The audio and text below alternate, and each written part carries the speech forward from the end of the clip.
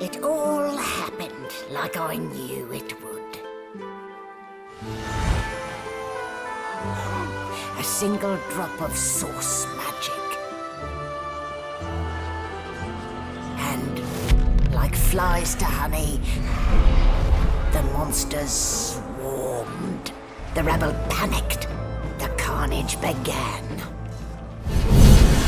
And the Magisters pointed their fingers at me. Just as I'd planned. I was shackled and collared and sent to Fort Joy.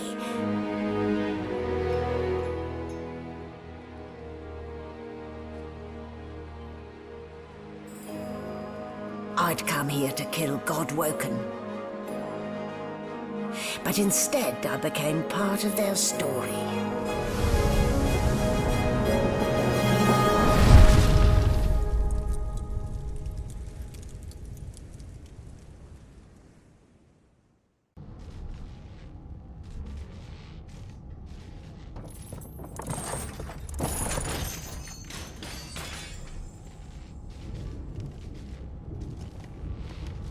So it wasn't a dream after all. Ah, you're there. Not too tight, I hope. The collar, I mean. Oh, not to worry. Every dog has to get used to its leash. In the meantime, your next stop will be Magister William. All passengers have to be registered in the ship's manifest, and he's the chap in charge of the logs. You'll find him on the other side of this deck, in the officers' quarters.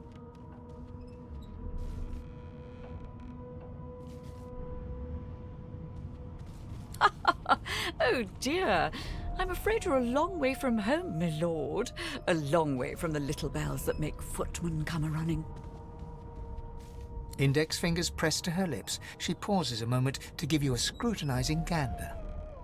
My word, you do seem a bit befuddled, don't you? Perhaps I was a bit too generous with that sedative. Oh well, I'm sure you'll soon gather your wits. Most likely. Eventually. In the meantime, all you need to know is that we're en route to Fort Joy. A new life awaits. And if you're a particularly good boy, perhaps a cure as well. An end to Source. For good. Why, for my peace of mind, of course. Why don't you try casting one of those Source spells of yours? See what happens. Currents of magic surge inside you, boiling, bursting, then breaking, only to fade back into your soul like rain into the earth. My, look at the concentration on your face. All will, but no result. There you have it, see? The collar's function. It neuters you, of sorts. Makes you unable to cast Source. For your own peace of mind, of course. Yours and the whole world's. A young magister stands pale and silent. Her knuckles whiten around her weapon as you pass. No lesions, no trauma. He was bled by magic. Behind the magister, a bloodied mass lies in a heap. Gore and limbs lie at odd angles. You can't make out a face amid the mess. There's been a murder. A sorcerer was killed by one of your own. Lucky you were busy getting your collar fitted at the time, or you'd be a suspect like the rest of them. No marks, no indications of a struggle. Waters is investigating. She'll figure out who did it. Always does. Aren't you enterprising? I'll let Waters tell you no herself. Go ahead. She with the body.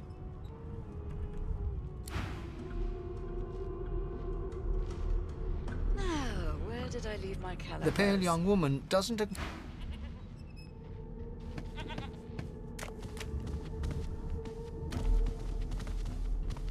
Did the murderer take him into this room? Or was he already here? Ugly sight, isn't it? Burns me up this happened under our protection.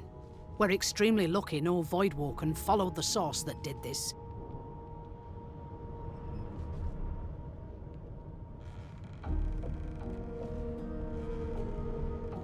She looks up at you with a mirthless smile. I was on duty in your room when the murder happened. You were asleep the whole time. Didn't you're one of the only indisputably innocent people on the ship.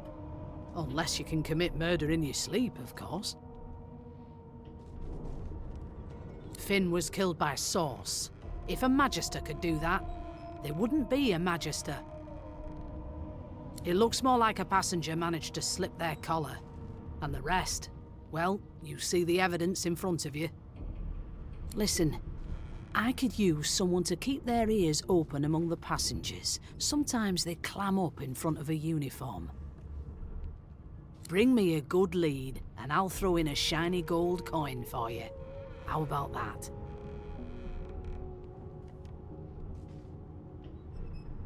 A man of principle. I get it. Wonder how you'll feel when whoever did this does it again. You let me know if you hear anything. Whoever did this is dangerous. I forgot how to sing. I did. It was one of them. I know it. Would you put a knuckle in it? I'm trying to... Do you know Losa? She's a really good singer. I'm better though. Listen. La la la la la. You're a human, like me. That means we're friends already. My mum told me not to make friends with lizards and elves and dwarves and stuff. You look like my daddy. His name is Frida. He's waiting for me at home. Ah, there you are. Husband. Would you please tell this very charming gaggle of not-at-all brat-like babes that I am by no accounts this Losa woman, nor do I sing, in fact. I'm deathly allergical. How very correct you are, spouse of mine. Madame Josephine Gribbles de Peeb refuses to be confused with anyone else. What? What's so funny? Her pinched face cracks into a great grin, and she shoos the children away from her with a laugh. Yeah, okay, you found me out. Go on and git, and maybe I'll sing you something when I'm good and ready. She turns to you, dark-eyed and dirty-haired, and smiles flatly. Gotta keep ourselves entertained, haven't we?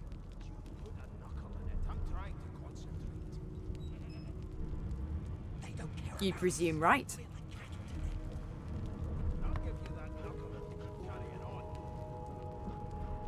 Nope, trying not to find anything out either. Ignorance is bliss. The utterer, the better. Thanks, but I already belong to an elite and exclusive ship gang. We play ball every day after lunch. You're too soft for it. You take care, though. Suddenly, her eyes cloud to an unnatural black. Greyish veins run down her face, and her mouth tightens into a cruel sneer. As quickly as they came, the clouds clear. She smiles as though no change came over her. Good luck, Chief.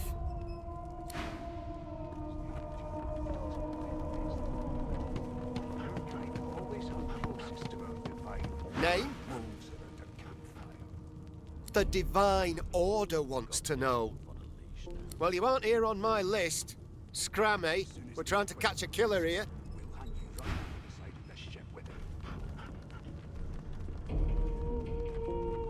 Ask what you must. I've nothing. Well, well. What have we here? A fresh face in this stale hell. Let's size you up, shall we? See if you'll do. The lizard looks you up and down, like a farmer would a fetching horse. All of a sudden, he grips you firmly by the chin, with the intent of inspecting your teeth. My, we are fierce, aren't we? Not to worry. I'll soon remedy that. Now then, to business. You will answer me 3 questions. The first one is this. Can you cook? Oh, goodness, no. And don't even mention the demon's testes that are turnips. On to the second question. Can you knit, weave? In short, tailor?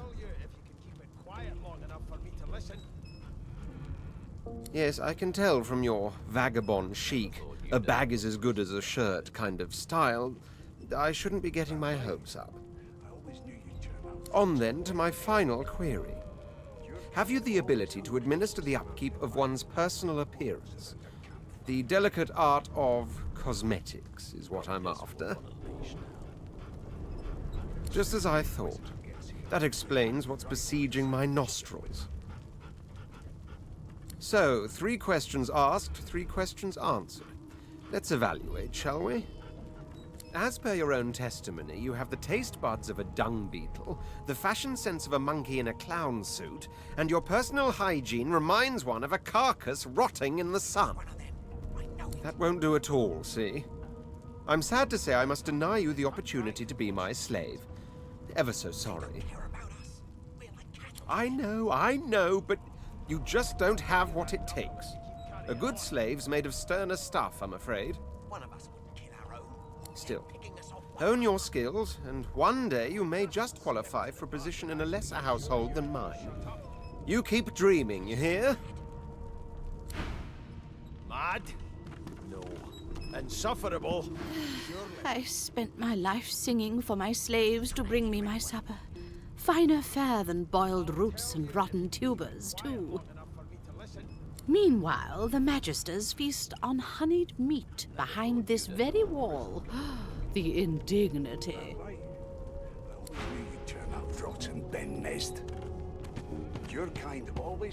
The elf is reading a volume of Cranley Hubert's famous encyclopedia. He looks up, his big round eyes scanning your body, absorbing every detail. He reaches out and takes your hand, turning it this way and that, examining it from every angle. Finally, he pinches your skin, gently tugging at it. Fascinating. He sits back and returns to his book, flicking quickly from page to page, completely oblivious to your presence. It is simultaneously too detailed and insufficient. I know the beginning of this tale and the end, but I am rather missing the middle. Tell me, what do you know of our world's history? Oh, please. I have no interest in that. Your books are too full of it already. No, I want to know about the Celestial. I want to know about your gods. This text tells me that they created all creatures, but nothing of what came before. Where did these gods come from? Who are their people? Where are the others of their kind?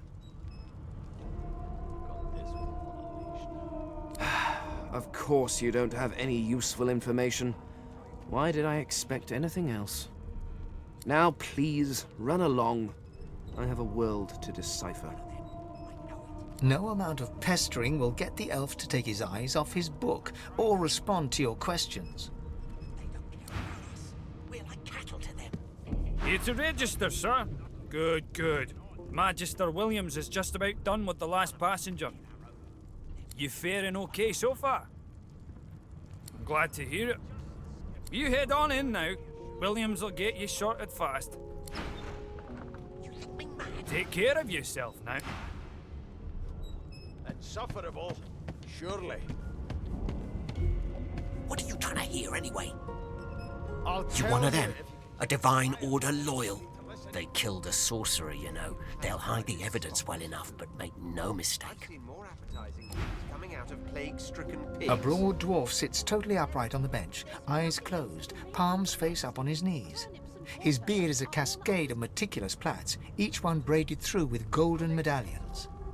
He raises an eyebrow as you approach, but doesn't open his eyes. Listen up, boy. You hear that? There has been a murder, Your Majesty. Maybe... The ship, of course. A wave of sound washes over you. The unintelligible chatter of your shipmates, the groaning of wood from floor to ceiling, the boom, crash and crackle of waves around you, complaints from the sea itself. And? Sick as a leper's cat. From the state of it, I'd say she's being cared for by a bunch of beardless babes who never loved anyone but their own mums. But there's more. Listen close. There now, just like that. Aha! His eyes snap open as his countenance breaks into an expression of joy. One great paw claps you on the back. The other catches you before you lose your footing. There. You heard it, didn't you? I knew it. I knew it. Aye, this is good news, boy. Good news. No, you beautiful idiot. That wasn't any rat. It was the wheel. Squeaks whenever the helmsman jerks it clockwise, which means we're heading east. Burn my beard. That means if we've been traveling for, yes, only 10.34 nautical miles to Fort Joy.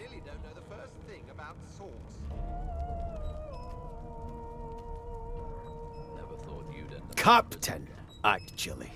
And that figure tells me we're getting close to the Joy.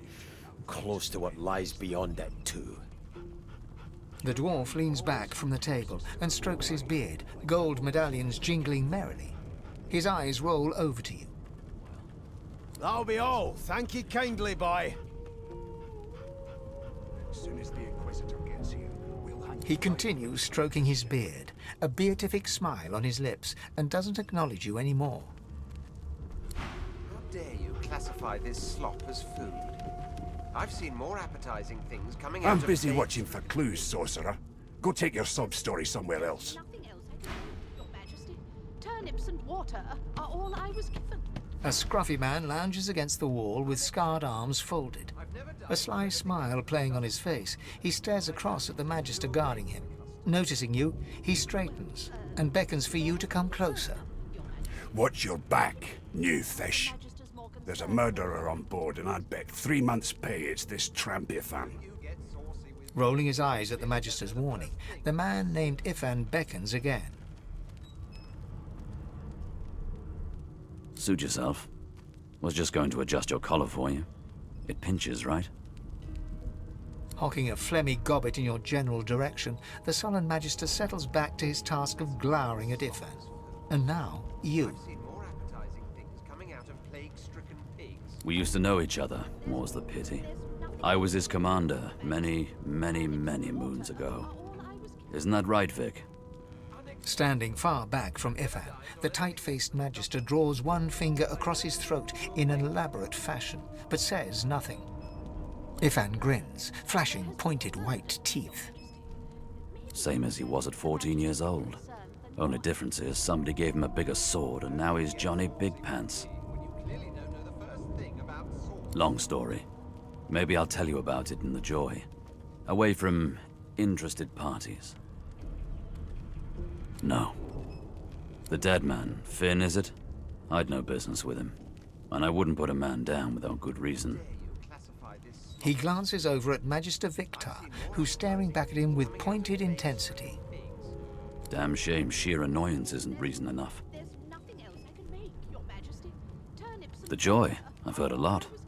Nothing good. No surprise there, since Bishop Alexander runs the show. Wonder if we'll get to meet the ringmaster himself. There has been a murder, Your Majesty. Maybe that has the Magister's more... Easy now. I might think the same, but Vic here will blow a blood vessel if he hears you talking like that. What are you conspiring about over there? You! What's your name? Oh, don't mind him. Vic's just got a bee in his bonnet. And that bee is me. Name?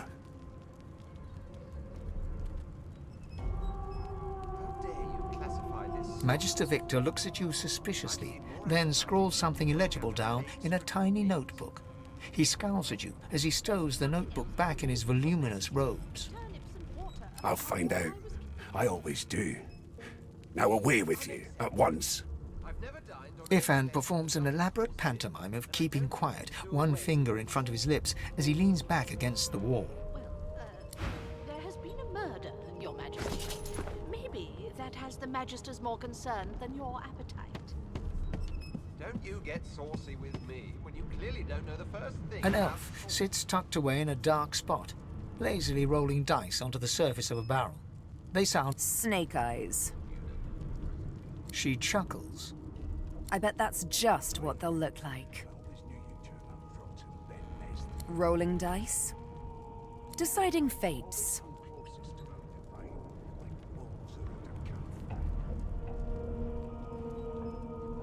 She eyes you quite seriously. Not the future, no, but I can read the past in flesh. One of the perks of being an elf, you see. I'm quite good at it, too. I could lick your arm and tell you how you spent the night before last. Shall I? She gives your arm a vigorous stroke of the tongue, efficient like a cat grooming. You were in a cellar with other sorcerers. As everyone lay sleeping, you lay awake thinking of someone back home. A very special someone. You were reminiscing about the things you used to do together. Of course it is. The truth's right there, skin deep. But don't you worry, darling. Your secret's safe with me. I don't lick and tell. Don't worry, honey. It isn't yours. She looks you up and down with the merest hint of a coy smile on her lips. Never say never, though. Anything else I can make, Your Majesty? Keep those bolts trained on her, and if she tries to run, shoot to kill. Do you? Well, you seem on edge, officer. What on earth is the matter? Murder most foul, and I strongly suspect you know all about it. Do you? That has the Majesty's Well, more perhaps you're concern than more absolutely right. Don't you get saucy with me when you clearly don't... Standing at the center of the room, you spot a sorcerer haughtily eyeing a pair of nervous-looking magisters. They keep their crossbow trained upon her as she's being interrogated by an officer. So you admit it then? You murdered that poor fella? Yes, I did. But of course, that was only the beginning. She turns her head and looks you straight in the eye. There are others whose lives must end. Good God, the woman's mad. You there, sorcerer, go and fetch Magister Siwan. We need to do more than collar this maniac. We need to shackle her, hands and feet.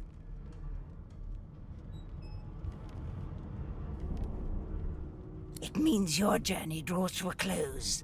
Do stick around for its finale, though, because... She reaches for her collar and simply removes it. I'm just about to create a scene. Subdue her, men, quickly! If she casts Source, the Voidwoken will come. They'll end us all. She smiles with wicked satisfaction. Precisely.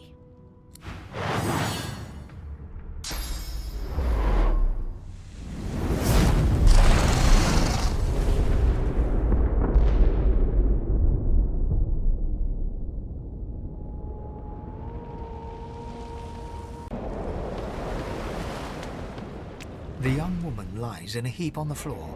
She's breathing normally, but her eyes are wide open, like those of a corpse. Dark, greyish-black clouds swirl through them.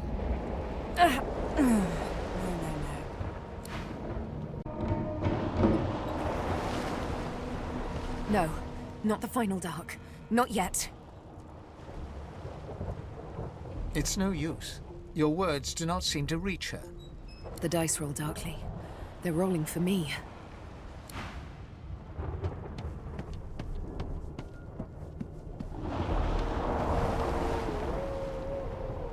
Ifan lies motionless, curled on the ground like an animal. Under his shaggy hair, you can see green eyes fluttering as if in a nightmare. A low whine escapes his lips. His eyes flicker open, but he doesn't register your presence at all. Lucien. Lucien. Ifan cries out, then his eyes fall closed again. No matter how much you shake him now, he cannot be roused.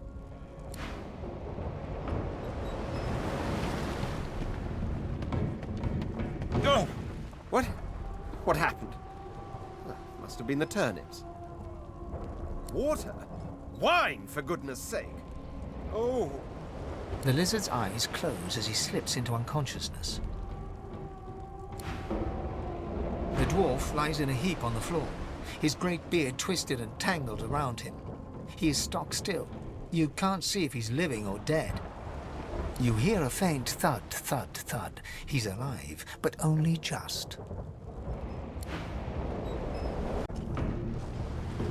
The Magister lies on the floor, unconscious and bleeding from a dire-looking wound.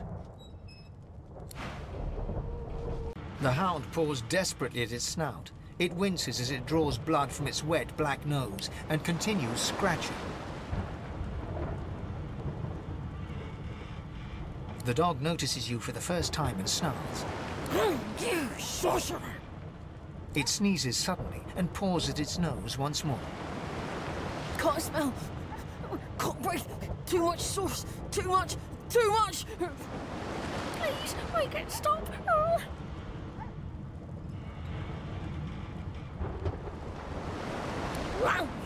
Sorcerer. The dog whines and continues pawing at its nose. You pass through the door and are suddenly face to face with an undead. His skull is bizarrely angular, and a glorious jewel sits in the middle of his forehead. The skeleton is quickly leafing through a volume of Cranley Hubert's famous encyclopedia, muttering to himself. No, no, no! What damn fools record knowledge on a pulped tree? It catches fire, it turns into must when wet, it cannot even resist acid! No wonder they're so bloody ignorant.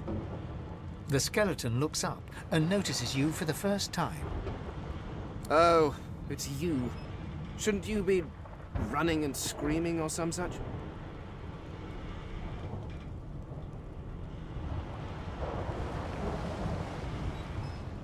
The skeleton groans and looks back to his book, frantically flipping from page to page. Yes, indeed. It's the look of someone that wants to read the bloody book he's holding. Now, if you're really quite finished, I believe you have lifeboats to flee to. Do you look at me and think, why yes, there is someone with organs enough to drown? Trifling matters like water and poison do not concern me. No, damp robes are the most I have to fear. Once this glorified skiff hits the sea floor, I will simply walk to shore. Whereas you, I believe, have lifeboats to pointlessly squabble over. The skeleton holds up his book in one quick, frustrated movement. I am trying to discover if there is anyone worth saving. And I will be damned if I let the lives of some mayflies get in my way. Go on, go. Swim or drown or do whatever takes your fancy. I have a book to read.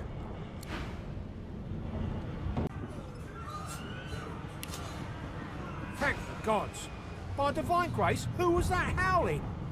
He eyes the collar circling your neck and reaches a hand towards his blade. Another sorcerer!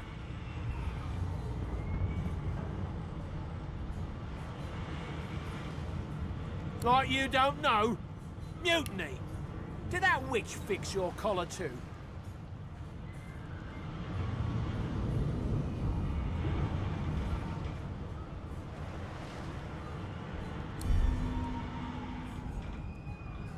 Your lies end.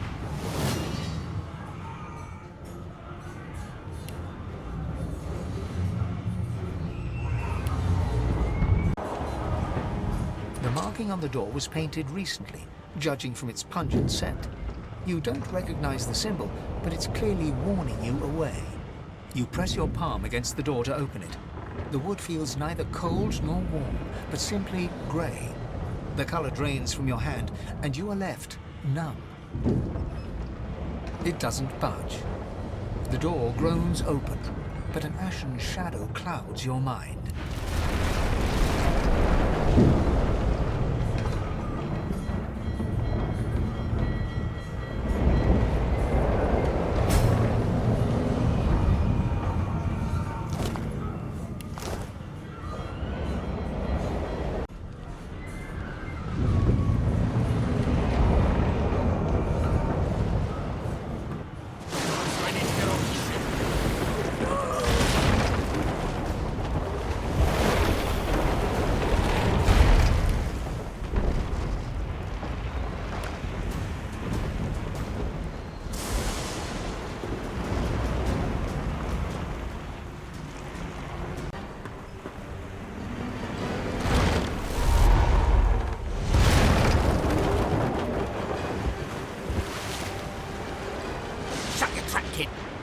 children and dwarfs first, just like the old stories say.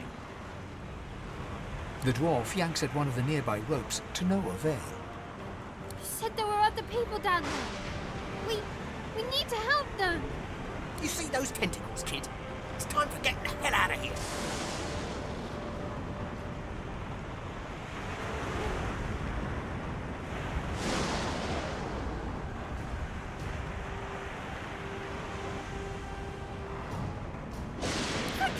Thank you! There's a ladder right over there. You can go straight down. You're gonna be the death of us, you hear?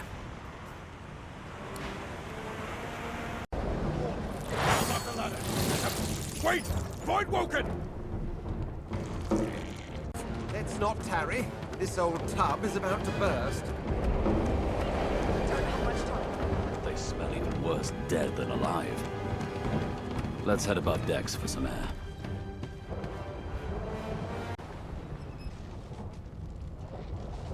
I hear something. It's Magister Siwan, the one who put on this damn collar. Sounds like she needs help. She tries to speak, but can only gape as she clutches her neck, trying to stem the bleeding of a gushing wound. With jagged movements, she raises her clenched fist and holds out a length of cloth, soaked with some kind of strong-smelling tincture. Blood quickly soaks through the cloth. Magister Siwan's mouth opens and closes, her eyes wide in terror. It's working. The pressure is stemming the flow of blood. Siwan clutches your arm, her eyes locked with yours. Something within the ship snaps. The floorboards shudder. Siwan struggles to her feet, clinging to you tightly. The ship lets out a deep groan, then cracks.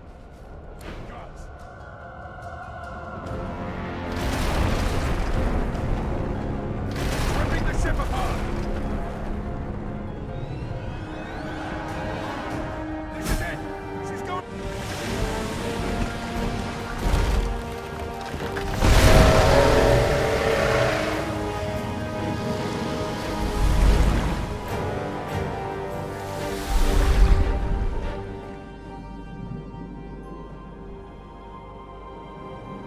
I have plans for you, child. Rise.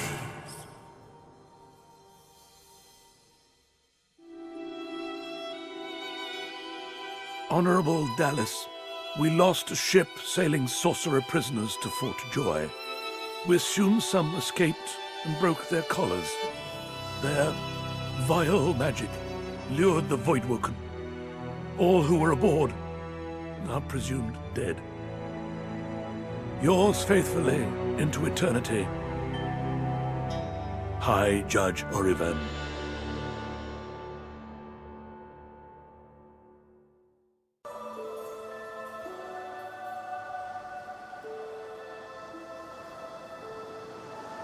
Those Voidwoken made short bloody work of the ship. Am I the lone survivor? This must be Fort Joy.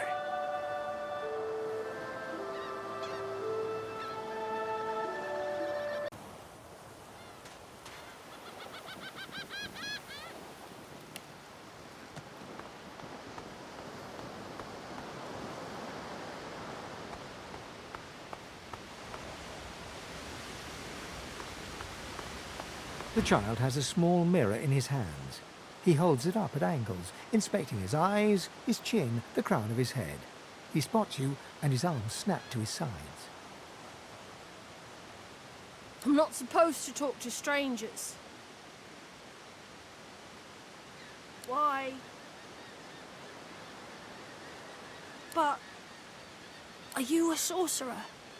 One of those guys that brings the bad void things here?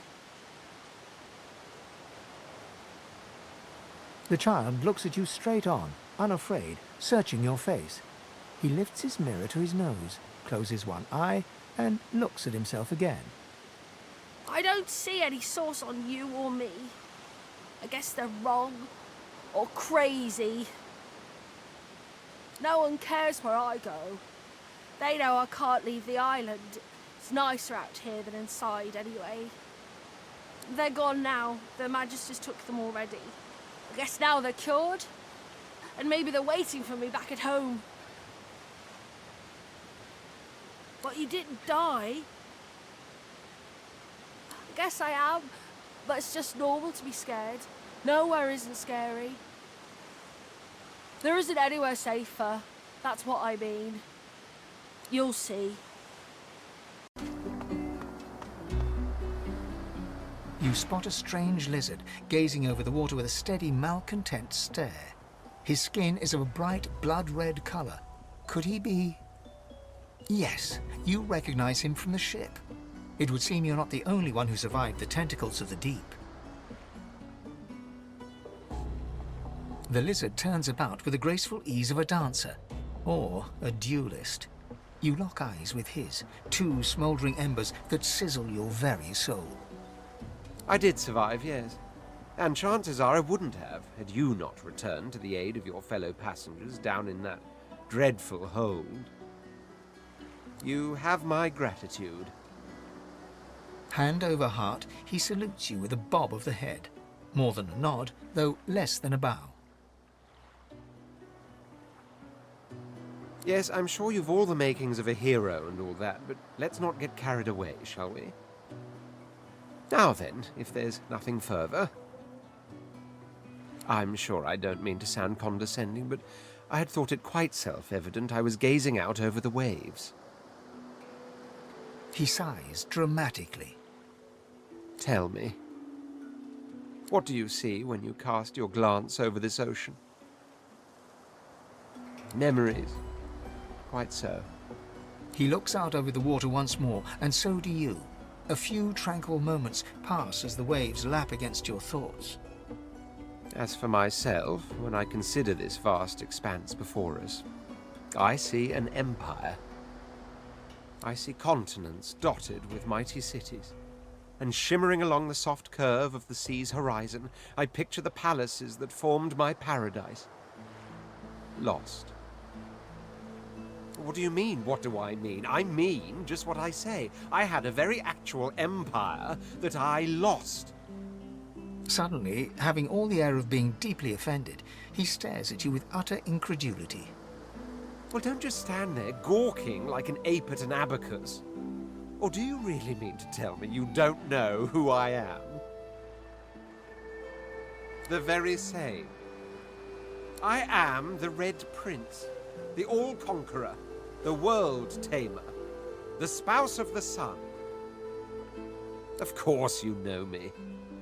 There's a brief moment's pause, during which his grandiloquent pose deflates ever so slightly.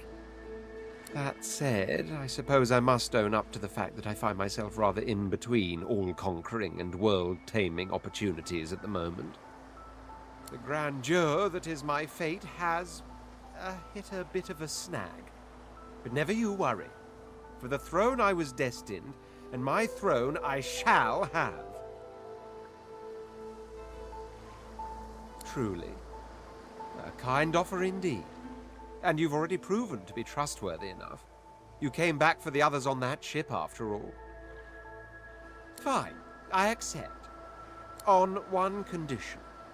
For reasons I'll not disclose right now, it is imperative that I should meet with a dreamer, one of the mystics of my kind. I've reason to believe one of them may be present on this island. Promise me we'll look for him, and I'll extend you the blessing of my company. Jolly good. So, now that that's settled, first things first. Even if you are as versed in the art of eloquence as I am, that our swords will be doing a lot of the talking from here on out goes without saying. As a born fighter, I prefer the perfection of the blade myself. But I'm well acquainted with the secrets of magic and, yes, even subterfuge. What say you?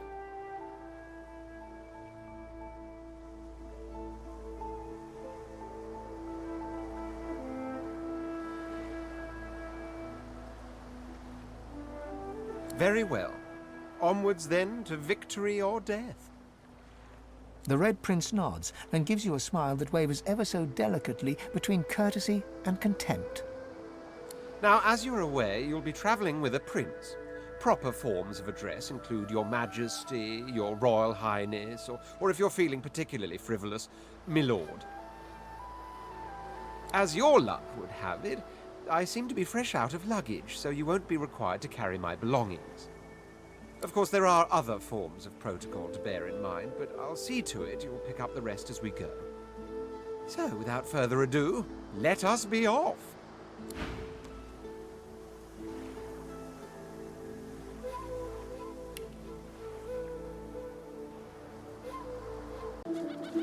A black cat. Hello, kitty. The cat's eyes are clouded and grey, but it stares at you with acute intensity. What? How did I get... Hey, stop following me. What? No, that can't be. I can't... Hey, stop following me. Huh? Yeah, fine. I'm fine. I'm not sure. It's all a little foggy. The cat opens his mouth as if to speak, but his eyes lose focus, and with a jerk he turns away from you.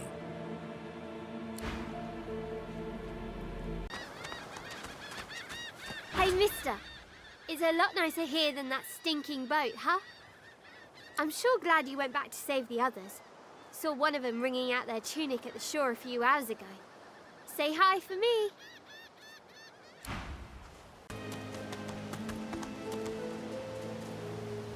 As the alcove opens up, you see the same skeleton that you met on the boat before it sank. He's still not wearing his mask. He's leaning over a corpse, prodding and pulling at the skin of its face. Bugger. How on earth am I supposed to... Oh. Perhaps... Skeletal fingers reach down and grip the skin of the dead man's face, pulling sharply upwards. After a few more tugs at the man's cheeks, the skeleton relents, letting the head drop to the ground with a damp thud. Damnation. That stuck fast. I wonder, does the beard act as some form of anchor? Ah! No! Stay back! Don't... Oh, it's you. I must admit I'm surprised. Perhaps you're more buoyant than I suspected. It seems the human that stole my mask was rather more resourceful than I gave her credit for. I chased her here, but she rather seems to have given me the slip. Thus... He turns back to the body, prodding at its face cautiously. Why, its face, of course. What other use would I have for some rotting corpse? A face that seems rather stubbornly attached to his skull. I would normally employ a tool to delicately but viciously rip the face from the body. I could then craft a mask to hide my bone, but as I lack such a tool... The skeleton grabs the corpse by the cheeks and pulls hard, grunting in frustration as the body's skin holds firm. Because my own was stolen from me! And the idea of being chased across Ривеллон by every idiot with a torch does not appeal. Oh, get away! Monster! Hide the children! Oh. You are simple beasts, and you simply do not like my... well, not my kind, but those that look like me. So, if I am to traverse this land, I will need a mask to disguise my features. Oh, don't be ridiculous. I have important things to do on Reaper's Coast. I cannot simply sit about waiting for the rest of you to die so I may continue my business in peace. No, I may be an eternal, but my patience has its limits. Indeed, I may be the only eternal. My people seem rather absent. At least from this realm. As for the others, well, there is an excavation site at the Black Pit's oil fields. Perhaps there I'll find my answers. A cult? Hardly. We were a race that existed before the idea of race was needed. We were all one.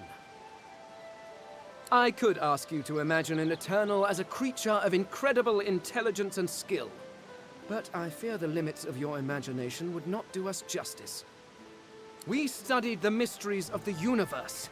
We created works of great art. We disappeared. But I will find them. Wherever they are, I will find them. We will have our world again. Well, that hardly seems relevant. But if you must know, I was inconvenienced for a time. Several centuries, in fact. Or perhaps millennia. One tends to lose track.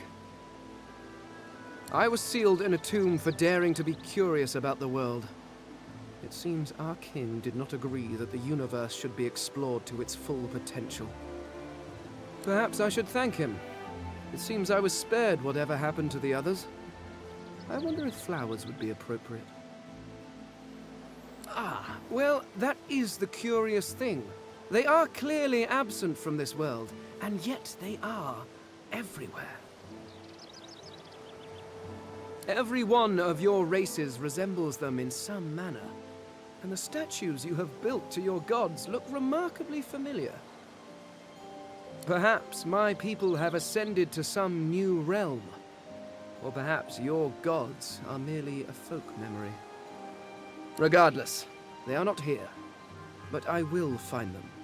Wherever they are, I will find them.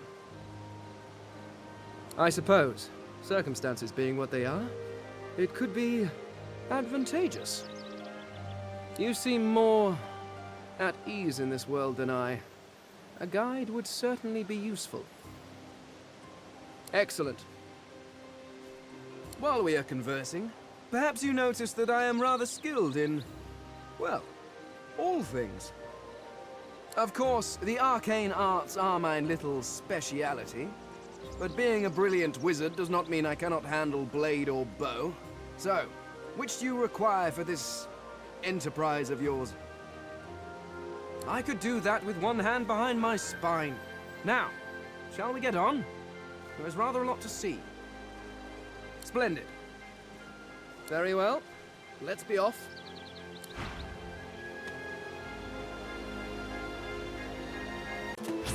Go! Get out! You are not welcome here! Go, man-pig! She eyes you suspiciously. Please. Please, just go.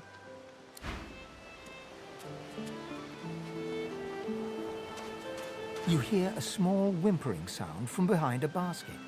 You peer behind it and find a small human child holding her knees and trembling. The child quiets and seems comforted by your presence. She looks up at you with curious eyes. There are monsters here. Lizard ones and real ones. It's really scary. And I miss my ma and pa. Master was a lizard.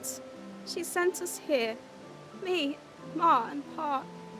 She was not a nice lady. Lizards aren't nice ladies. It's their fault I'll never see ma and pa again. Parents are the best. They take care of you and make sure nothing can hurt you. And when they leave, you're all alone. Her eyes lock with yours for a moment. She places her head on her knees and sits quietly. Need I repeat myself? But I know nothing of any Verdus. We already know the truth, Magister. Now speak. I am a proud loyal to the Order. I would not dream of subverting our cause. Atusa, please. Your Godwoken has asked you a question. Answer him. Need I repeat myself?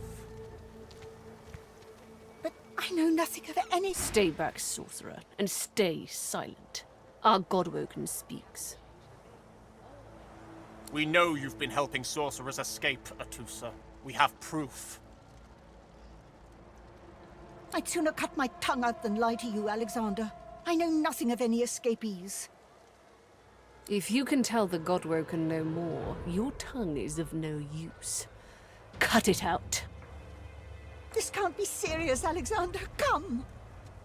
You should know by now to obey your superior, Magister, whatever she may ask. Atusa pinches the tip of her tongue with 2 fingers and brings her dagger to its root. Her eyes squeeze shut. Drops of blood form against the dagger's edge and quickly fall to the ground. She groans. Stop! My father, may his soul rest in peace, would be disappointed in you, Atusa. To think you would lie to his only son, your bishop, and your friend these many years. The fate of our realm hangs in the balance. If you will not help us save it, then you will help the Void destroy it. Dallas? Yes, Your Holiness? I believe we're done here.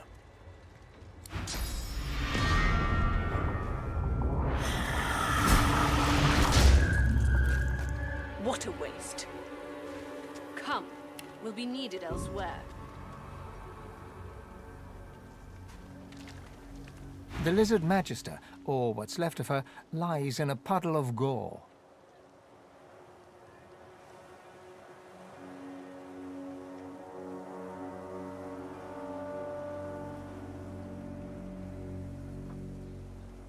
She was a lizard, yet a magister. No matter her reasons, her penalty was fair. These creatures are so prone to violence, naturally the weaker specimens suffer.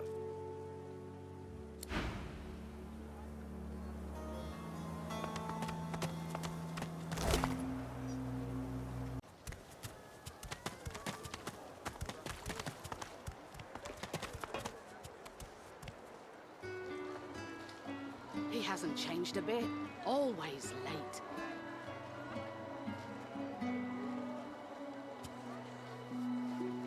Did you see him?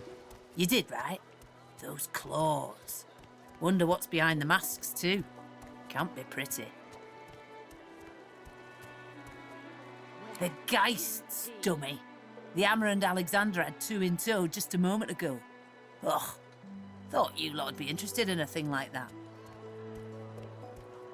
Won't find nothing better than a Geist, not in your life. But I don't picture you with Geist companions, oh no. I picture you rather of the Geistly type yourself.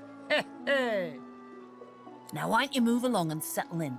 A Magister will come and find you when they're ready for you. Could be a while, though. We're up to our hoods in sinners these days.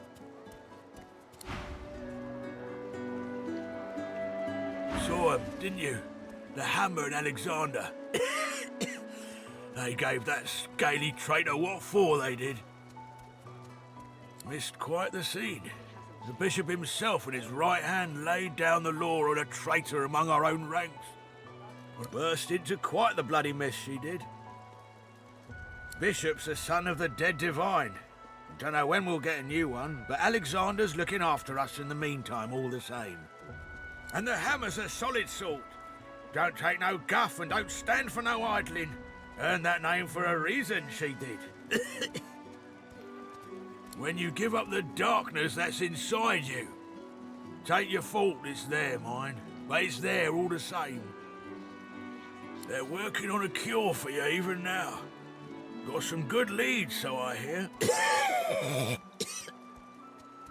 You can trust Dallas to take care of it. And once you're cured, your life will start again. During the time of Lucian, of course.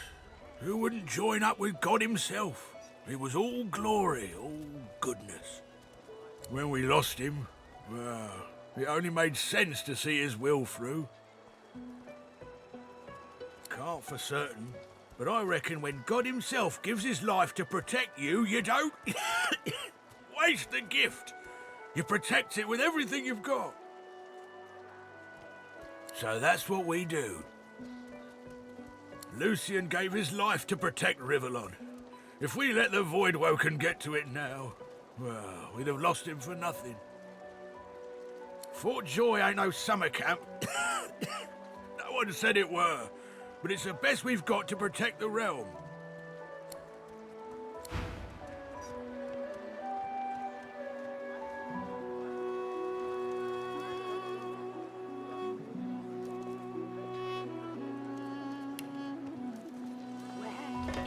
Did you see them, sir? Bishop Alexander and the hammer herself, they were so close, almost within arm's reach. A traitor cannot be murdered. A traitor can only receive their due. The divine order's all that stands between everything you see and a void Woken's throat. Any traitor to them is a traitor to us all. Believe it or don't. The divine order doesn't need our loyalty. They'll save us in spite of ourselves.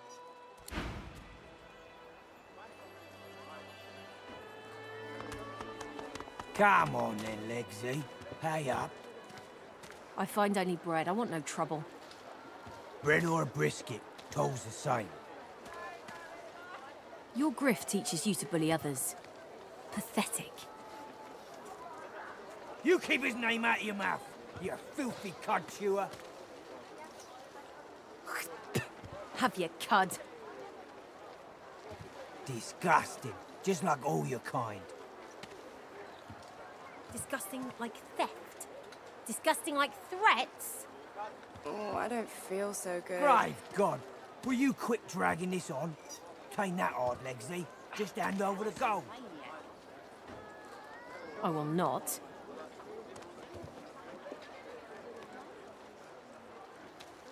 This is not your business, Long Pig. Don't let this moss muncher talk to you like that. Especially a cheapskate like this one. Griff already knows she don't like to pay her fair share.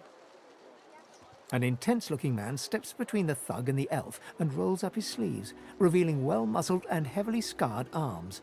You recognize him. It's Ifan, who you met aboard the ship on the way here.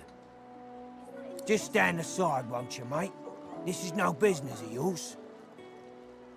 Lone wolves decide their own business. The thug freezes in fear for a moment before shuffling back to the protection of his crony. Pay up, elf. No one shorts Griff, especially not one of you.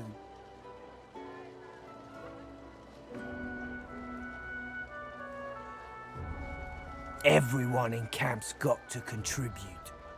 For food, for protection, no exceptions. Especially not for elves. Griff's orders. Food? Protection? I have neither. Runs the kitchen. Means he runs me, you, and everyone else in camp. You two ought to be thanking your lucky gods it's us, and not the Magisters enforcing round here. A fool never knows what they've got till it's well and gone. Now come on, elf. If you make me say it again, there's gonna be trouble. Indigestion, is it? Oh, God. And neither will I. We got a system, and it looks like you don't.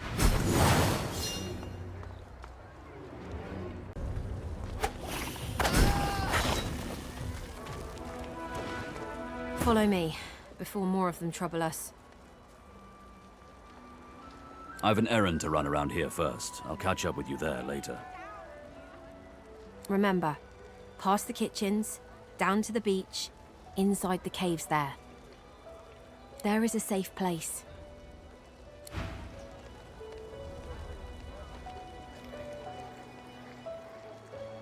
Ifan rolls his sleeves back down and casually wipes some blood from his cheek. He nods at you, the shadow of a smile on his lips. Good work there. Good work. I can tell you've got chops. Say, you were on the ship here with me, weren't you? He stretches out one rough hand to shake yours. He grips your hand tight as a vice and shakes it, hard. Say, you don't look all that busy now that we're safely on dry land. I could use someone to watch my back, and it looks like you could use someone to watch yours. I've just got a small errand to run, and then I'll be looking to get the hell out of here while I've still got a neck to collar.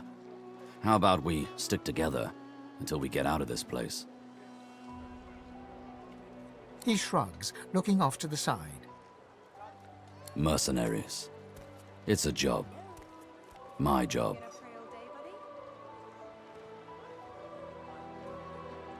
Everyone needs to make a living. I make mine running errands. The little black cat trailing you hisses at him, hair raising a ridge along its back. Without batting an eyelid, the man rumbles a lupine growl. The cat hides behind your leg, mewling.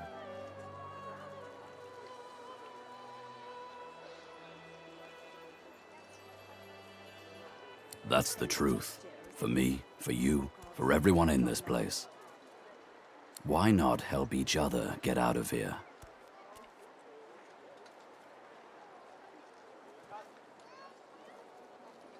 The usual way. Haphazard, terrifying, and drenched in blood. Haven't quite worked out the details yet, but I wager it'll be no worse than what'll happen if we stay put. 2 heads are better than 1, and when push comes to shove, 4 fists are better than 2, right? He grins, sharp teeth glittering in the midday sun. So, before we hit the road, it's best if we decide battle strategies up front. Should keep survival's my main priority. I'll use every trick in the book to keep us alive. But if a wayfarer's not what you're after, I've got other skills. What do you need? Can do. Onwards.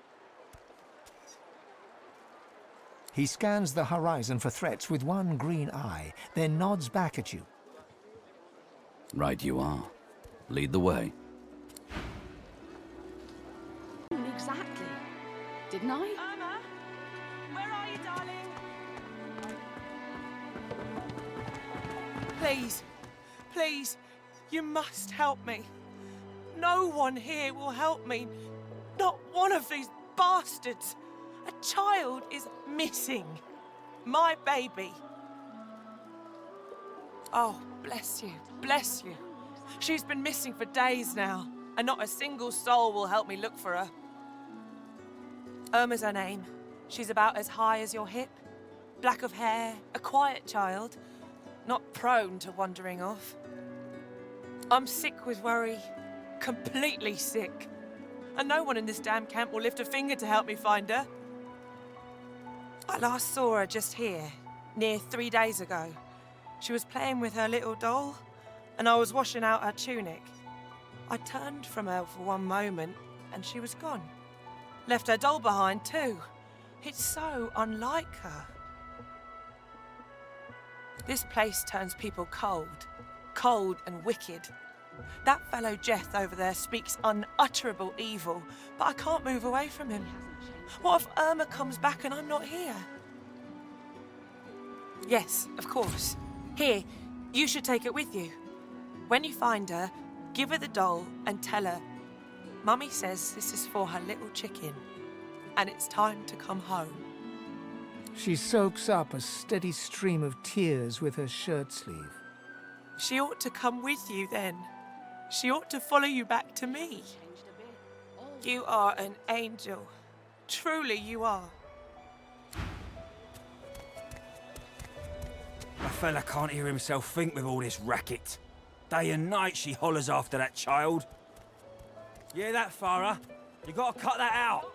What's happened to you? Aye, she needs help, but none that I can give. Mad as a cuckoo, that one, and twice as loud. Distraught don't even begin to cover it. She's hollering after that child of hers. Killed by a void woken, she was. Been dead and buried for a month now. Never even stepped foot in Fort Joy. And there ain't no amount of hollering that'll bring her back. Ah, you're back. Please, did you find Irma? She still hasn't returned. Where could she be, my dear girl? You've been talking to that snake, Jeth, haven't you? I don't know where he gets these obscene lies. It's sick, totally sick, to torture a mother so. You stay away from that man, do you hear me? Irma isn't. What Jeth says is a lie. You hear me?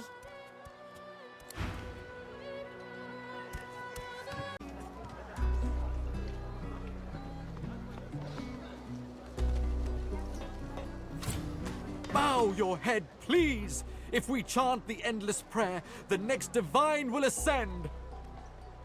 Is that indigestion, or is it... Haven't you heard? Bishop Alexander, the divine's own son, is God-woken. He will ascend. He will protect us from this darkness. Do not doubt that he will come into his powers at any moment, and then he shall ascend. Hey, I know you. Losa, the dark-eyed jokester you met aboard the ship, waves enthusiastically and dips into a mock elegant curtsy. Back then, I was Madame Josephine Gribbles de Pube, and you were... you. Glad to see you made it. Nothing like a nice tentacle slap across the moor to set the tone for the week, eh? How'd you escape?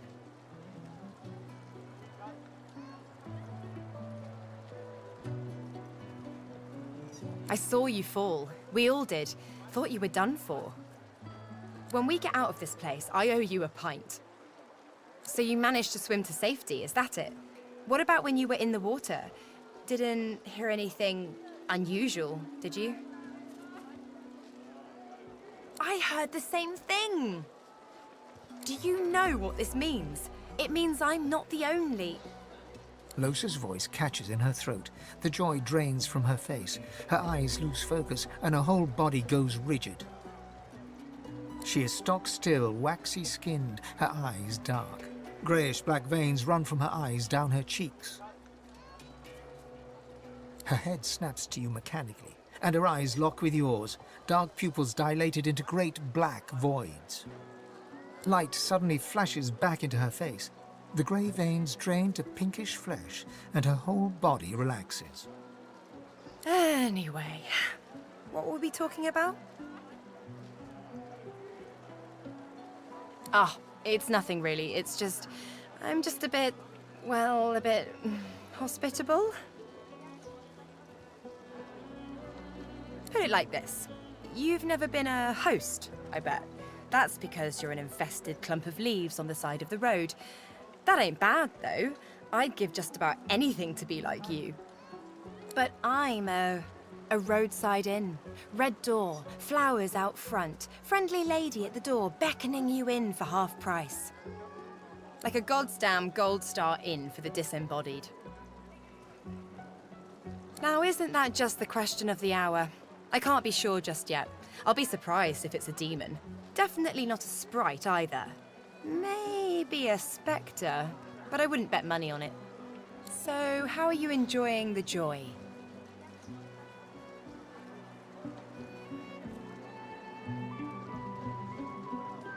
Yeah, same story here. Reckon in my case, they might actually be right, though. So, you want to check this place out together? Strength in numbers and all that. It does, right? Before we head out, I've got more than a few tricks up my sleeve, so you'll have to pick which one I'll pull out if... when push comes to shove. Lately, I've been into the enchanting arts, but I can shoot, slash, summon, steal, whatever your little black heart desires. So, what'll it be? Sounds fine. So, we're good to go? Yeah? Hey, wait a sec. It looks like you have all the company you need. Maybe another time, when you're a bit more on the lonely side. Till then.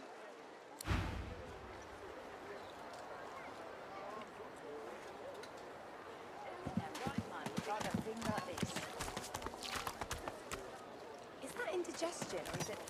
As you approach the blacksmith, you feel a bony hand on your arm. Fane leans in and whispers in your ear.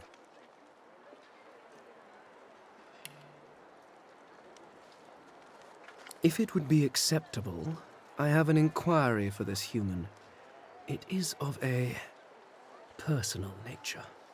And if it would not be acceptable, well, that would render this entire conversation rather awkward. Fane approaches the blacksmith and quietly speaks to her. You can't overhear much, but he seems to be gesturing towards her head an awful lot. Fane's words are quiet, but you hear the blacksmith repeat, "Face ripper," in shock. She slowly starts to back away. What is it with creeps like you and Master Niles? I told him to slither back to his dungeon, and you can get too, freak. Fane backs away, scratching his head. It seems that didn't go as he'd expected. He is lost in thought, though. She must have said something he found interesting.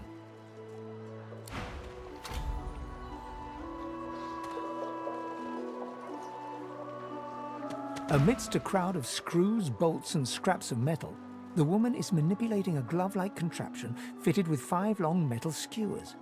She doesn't look up as you approach. And what you after? I ain't. Just seeing how it's made. She's clever, Dallas. Made these herself, for those bodyguards of hers. Boy, they're sharp. She looks up. You looking to buy something? Found it in the scrap heap not so long ago. We used to know each other back in the day, you know. Dallas and I. Never knew her to be much of a wrench head back in the day, but once she joined the Order, she started turning out all manner of oddities. She nods once. You looking to buy something? Or do you just want to waste my time with a whole lot of questions? For you? Hell no.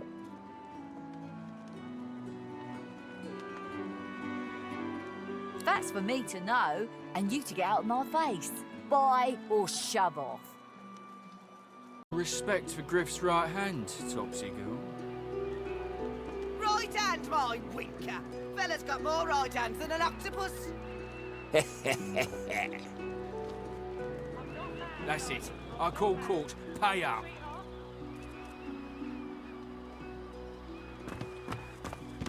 Looky here, mates. A fresh face. We love fresh faces, don't we? Oh, yes, we do.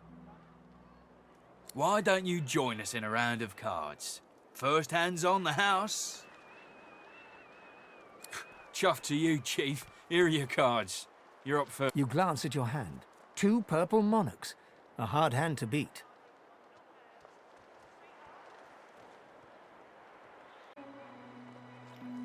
Well, that was easy.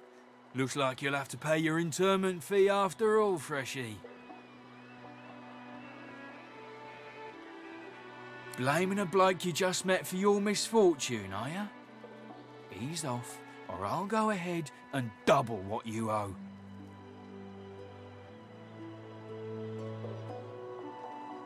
Don't think your connections will get here in time to save you if you don't pay up now. Go on then. Whatever pennies you've got in your pocket ain't worth my breath. But don't you go telling Griff I was soft on you. Another inmate, but you wouldn't guess it. Runs this place like he's Dallas herself. Shouldn't be too hard to find him in the kitchen. He may even have work for a strong back like yours. That's your 5th blue just to this road. The woman is scrabbling at her throat, as though she can hardly breathe. As she catches sight of you, recognition flashes in her terrified eyes. She drops her hands from her throat and starts hyperventilating. Ben Mist, Ethan, Ben Mist, you killed them! You killed them! He killed them all! Murderer! Keep him away from me! Help! Somebody! Keep him away! That's it. I call court. Pay up. The woman is scrabbling at her throat, as though she can... Don't touch me! You're too close. This collar, this place, it's squeezing the life from me. Do you? You seem fine. Don't you feel how tight this collar is? And there's nothing we can do. Nothing we can do. Her hands move again to her throat. She seems to try to make space between her neck and the collar, but there's no space to be made. Stay back. Stay back. Keep that monster bed nest away from me. If you don't like the game, Topsy, you can fold. So this is Fort Joy. Heading into the kitchen? Don't try anything funny around Griff. I'm watching you.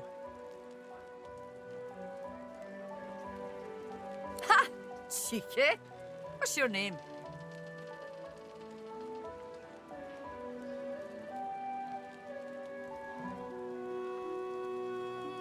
I'm Butter. Nice to meet you. Perhaps if those bleeding dwarves didn't eat so much. Long enough, I reckon. I'm surprised they haven't come for me yet. Most folks get taken away for the cure after just a week or two. By the divine, haven't I? Back home again. Or to somewhere totally new. Sun, wine, freedom. But those are just dreams. No one can escape from here.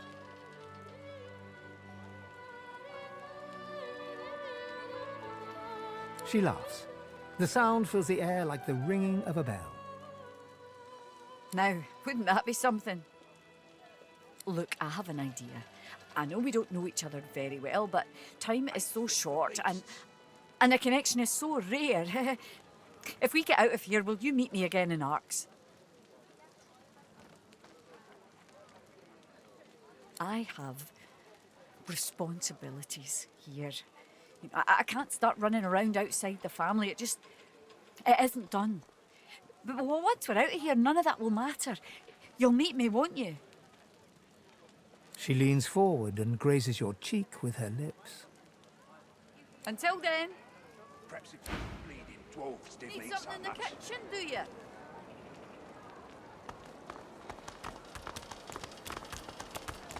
Please, a delivery. Surely you'll have one. Please. Scram, snake. Griff is slowly, methodically peeling the skin from a potato. As you approach, he looks up, setting the potato, but not the sharp little knife, down on the table. What? Who's asking?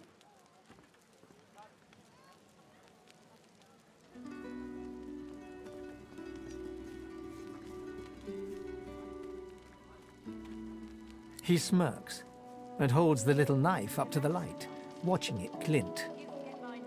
I'm listening.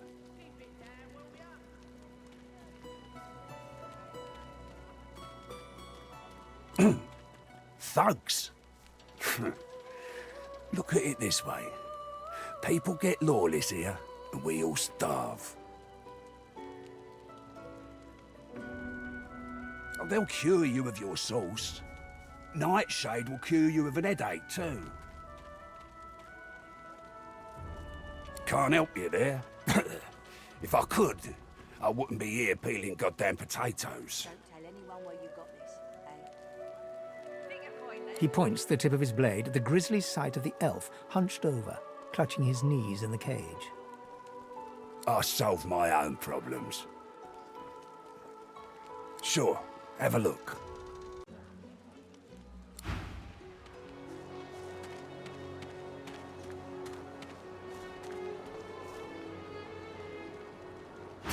Hey, you're a little light in your pack, ain't you, mate?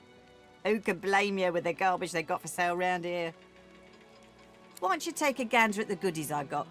Stuff you won't find anywhere else in camp. Procured by special means. Let's just say folks leave here, but they don't seem to take their effects. Maybe.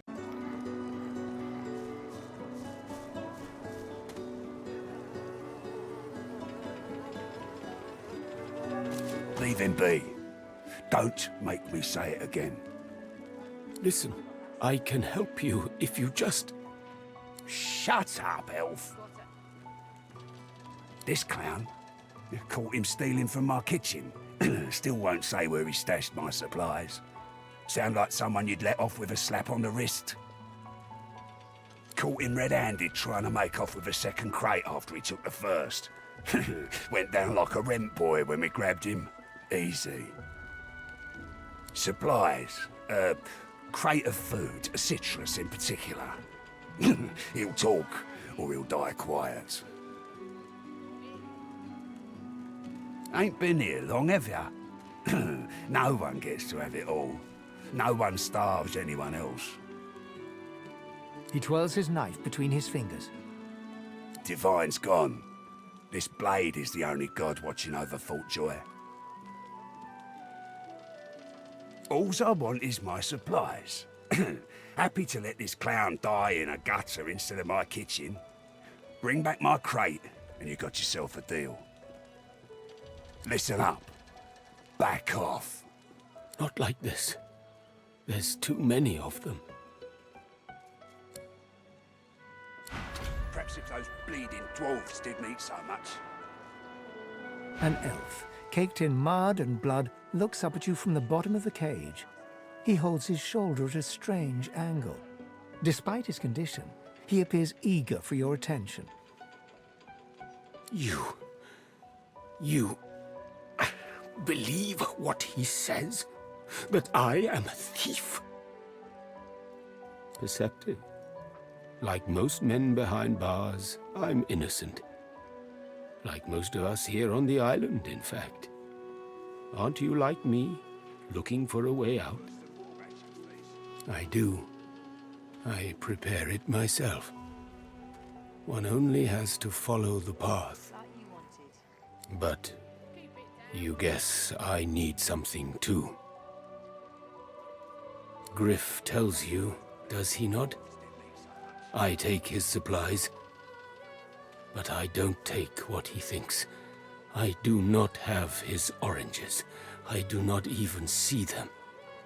I tell you what I know. But first, I want to make a trade. I know a way out. I show you.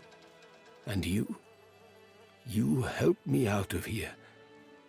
I cannot die in this cage. Finally, progress. Griff releases me if he sees I do not have what he misses. You must find who steals them. After I am free, you are free. I see no one.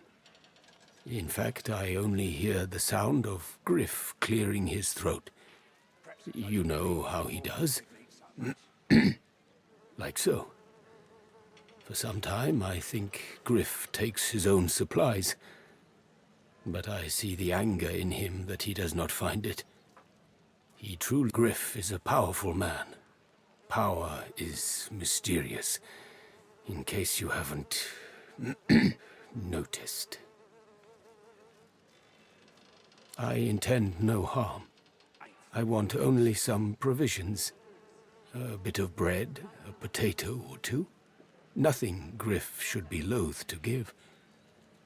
I need to escape, and I have people to consider.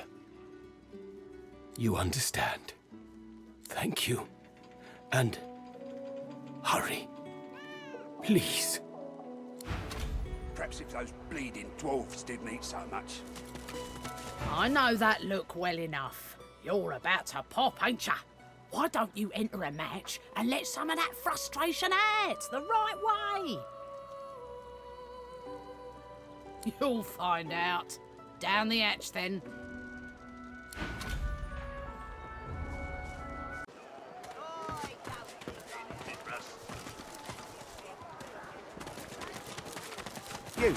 You there. You've just arrived, isn't that right? Are you quite alone?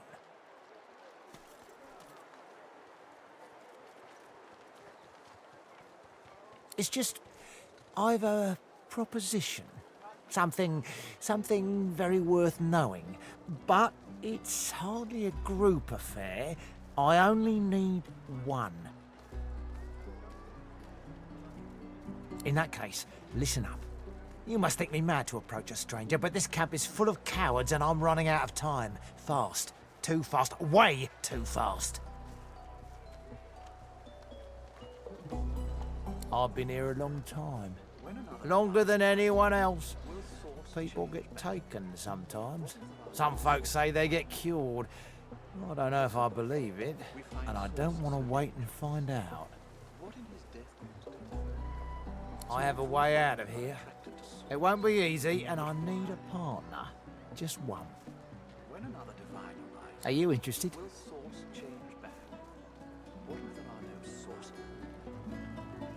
Attaboy. Who wouldn't? Finally someone with a little sense around here. The plan's simple, completely foolproof. I have a spell that I can use to teleport you right out of here. I can't use it on myself, but with your help, we can both get out of here. There's an artifact that you can use to teleport me out of this place. Then I can use my spell to free you in turn. This item, though, it's in quite an unfortunate location. It's found its way into a nest of crocodilians on a secluded beach nearby. Here, give me your map and I'll show you where to go.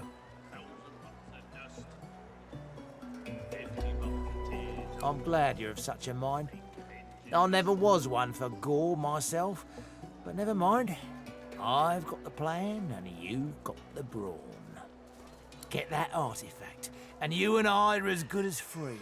Go give those overgrown lizards what for. Oh, 10 pots of mead. 1,000 pots of dust. 50 pots of tears. The lizard's brow knits together, then apart, and back again. He seems to be swimming deep in his thoughts, and doesn't look up as you approach. What? Oh, new, are you? Very good, very good. Make yourself at home. Advice? Hold on to yourself, my friend. The fort is full of decent folks turned savage by confinement. Do not let it happen to you. My mind? What else, my friend? I'm wondering why. All of this. Source, the Voidwoken, the Divine. Why? Naturally. How could one not? We've used Source for thousands of years. We have used it to heal, to grow. How can it be that it suddenly summons these horrors from the void? And when will Alexander ascend to divinity? We cannot continue like this. When another divine arises, will Source change back? Ho ho! Ain't come to shake me down for my knickers, have you? You're all I got left after you buddies were through with me. That's so. Huh. You look just like them. But then again, I never was the best at telling your kind apart. No. Will Source change back? What? Now, let's not get nasty. Greet's better off, I'm sure. Keep her name out your mouth, how about? Easy now, old chap. It isn't my fault she's dead. Gods. The smell, though. I'm gonna give you one more chance to shut that ugly mouth of yours. Goodness, but this place has made you cranky. Perk up, old chap. There's plenty of singletons about. Leave me be, Sam.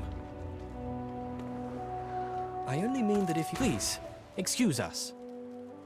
You're talking to me, not him, Sam. Oh, for the love of Lucian, Balladeer. You're acting like a madman. Say it again. What you said about my wife. Go on. Piss off. Go on, Sam. Well, it's the truth, and you know it. She's better off. So what if it was messy? I'd rather puke myself to death 1,000 times than let the Reds get to me. If she were my wife, I'd be happy for her. A flat smile twitches across Balladeer's lips. She never did like you.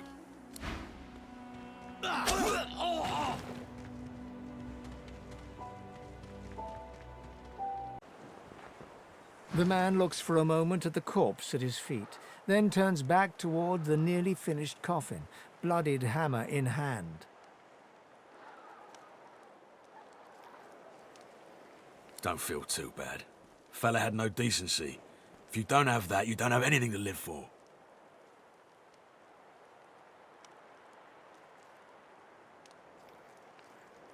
Maybe they're onto something then. Maybe we do belong here. He nods at you and turns back to his handiwork. He lines...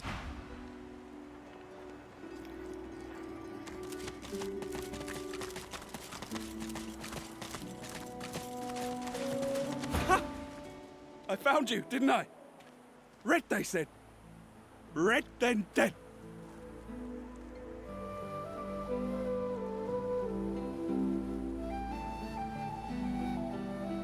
Them that pay the bills, of course. I'll be a rich man when you're 6 feet under. Time's up, Your Highness. Let's dance. Damn nuisance these assassins are. It's their frightful manners I mind the most, really. Well, that was rather fun, wasn't it? I do find it ever so invigorating to cut a cutthroat's throat. Oh, one gets used to this kind of thing so quickly. This is hardly the first time someone's filled some poor fool's purse and bid him kill the prince. I'll tell you what, though. Whomever wants me out of the picture will have to do a lot better if they seek to get the better of me. All those bumblers they've sent so far mark a mere insult to my swordsmanship.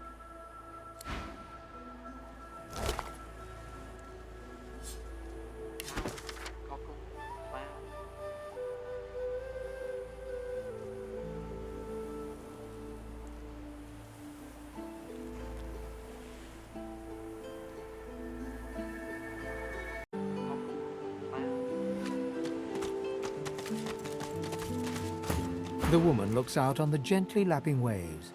She seems totally at peace, but as you approach, she turns to you with a cheerful smile. Haven't seen you around here before. New? Well, don't worry too much if you have a hard time settling in. Takes a while to get used to the place. You here alone? She gives you a long look.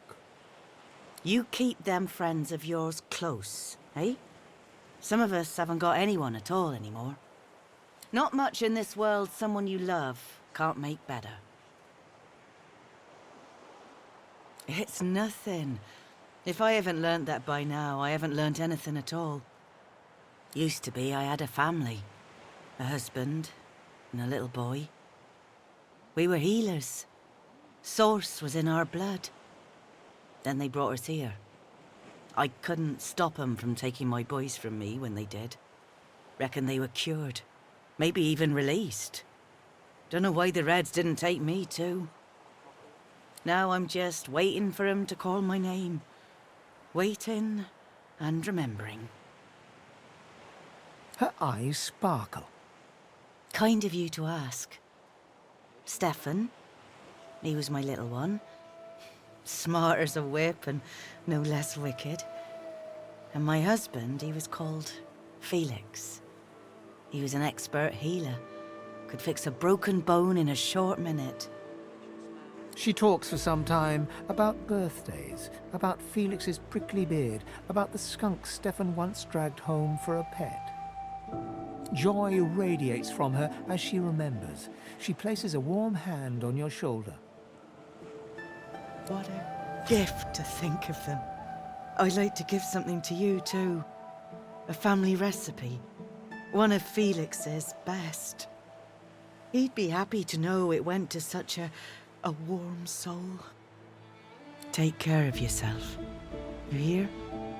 You're a sweet one.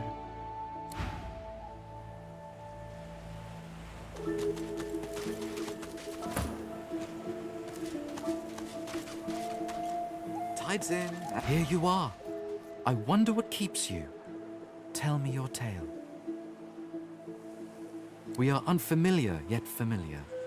We are the same material, you agree? I am very curious.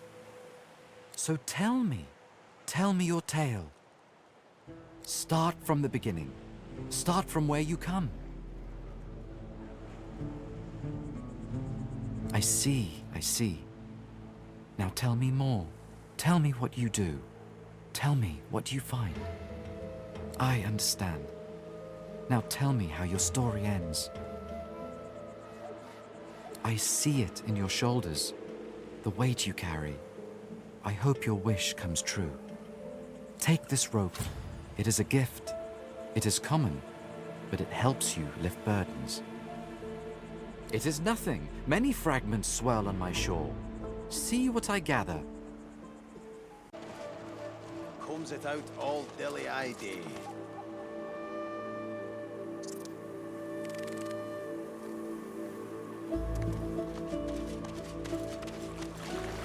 Come on, you stubborn hunk of garbage. The dwarf's fingers clamp around a splintered chunk of wood nailed to the skeleton of an old ship. His whole body strains with the effort of wrenching the plank free, to no avail. Ah!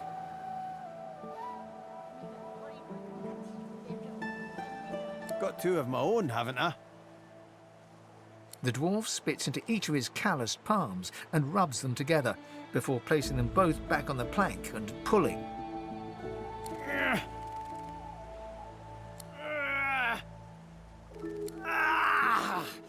Bleeding nail must be charmed or something. Go on then, give it a go. You grab the plank and pull. The rusted nail pops loose, and the plank promptly crumbles to pieces in your hand. Oh, look at that. Nice of you to finish the job after I loosened her up. He winks and flips a gold coin toward you. It makes a long, high arc, glinting in the sun, and lands squarely in your hand. For your trouble. No, but I'd hoped to build something with it that would be worth 1,000. Yeah, we're a fool's errand thinking I could make something out of this heap. But I couldn't help myself from trying. He sucks a finger and holds it up to the wind, testing the breeze. Winds like these, she would have capsized before she reached the break. Well, on to plan B. He gives you a wry look, as though deciding whether to trust you. Aye, was planning to build me a raft and paddle off. I've got business north of here, in a town called Driftwood. Far be it from me to miss an appointment. Maybe you don't. He stands before you and pokes you in the side, seizes your shoulder with a great, strong hand. There's something of you, you know? You don't have to accept your fate on this bloody island. You can leave here, get on with your life. Why don't we make a deal then? You help me get out of this place, and I'll do the same for you. That's the spirit. He lifts an invisible cap and bows with the grace of a courtier. Pleased to make your acquaintance. The name's... well, the name's dead and buried. What matters is what they call me. Beast.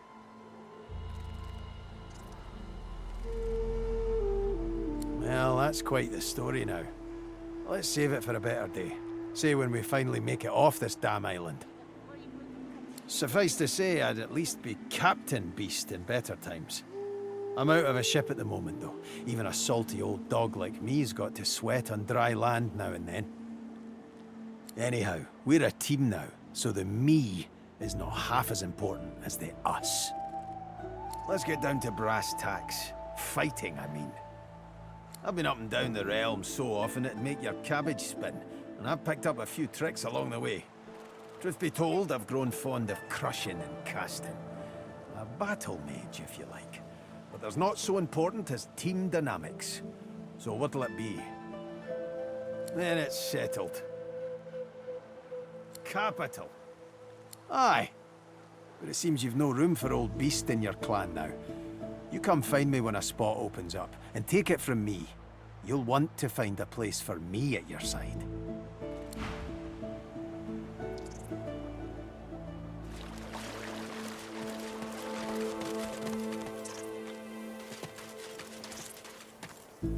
Ah, coloured like a dog. A very pink, very long dog. I'd pity you, but Sceptre the Ineffable has no patience for weakness.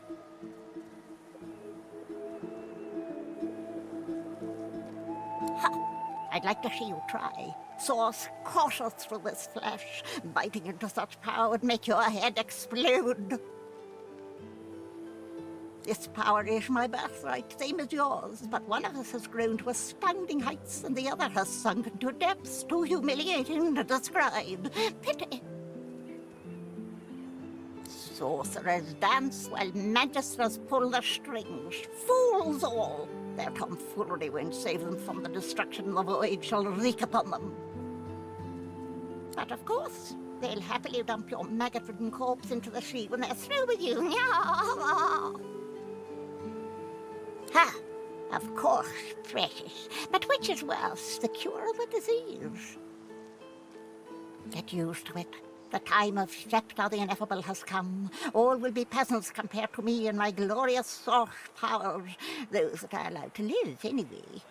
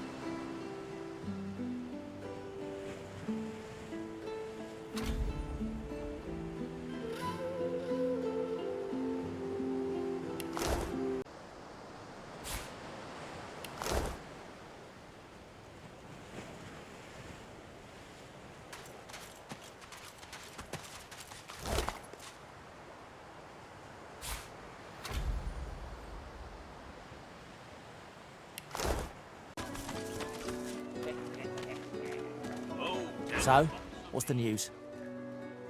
Well, I certainly got lucky with you, didn't I? The way out's nice and secluded. It starts in a little hidden alcove on the beach. Give me your map. I'll show you where to go. And hurry! Not a tick of the clock to spare!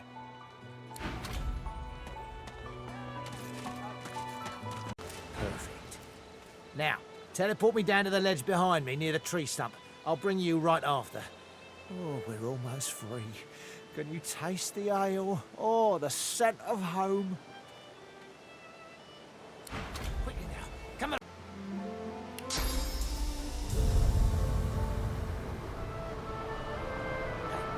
Hey, over here.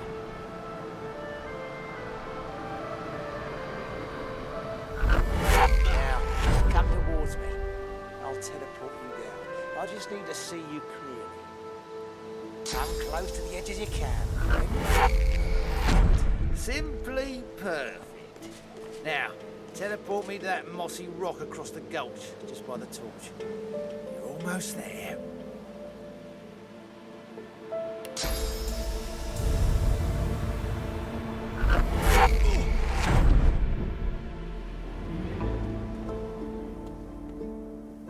Even the air smells better here above that pit. Thanks for the help, and good luck getting yourself out. Looks like it's just stumbly.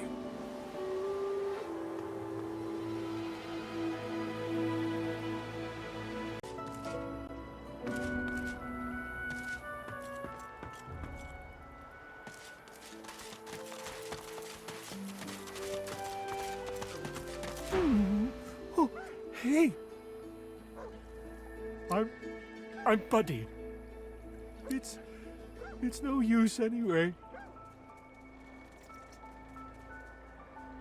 You're nice. Emmy would have loved you. She was my mate for the last 7, carried the 2, plus 50. 5 years! The Magisters, they took her. Emmy was always the smart one. I guess that's why they took her and not me. I love you. Say, let me show you.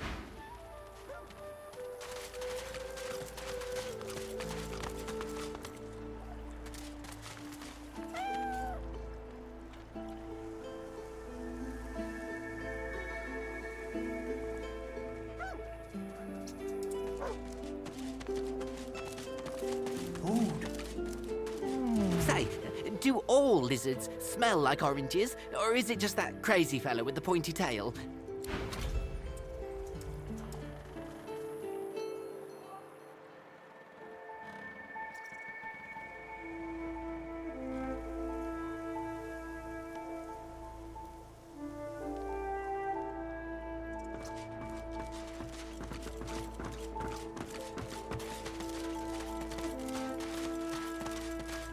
just as you're about to address the lizard, the Red Prince bars you with an outstretched arm. This man is a dreamer. As you know, I need a word with him. You may wait here while I speak. Permission indeed. He bids the dreamer stand up and pay attention, which he does in a groveling and awkward manner. The dreamer then chews and swallows a handful of Drudene leaves before slipping into a trance-like state. He falls asleep. To your surprise, the Red Prince lies down and follows suit. After about half an hour, they wake up and begin to discuss what they saw in their dreams. The Red Prince pinches the bridge of his nose in apparent irritation before turning his back on the jabbering dreamer. You receive a withering glance in response. A deserved bit of sarcasm, I suppose.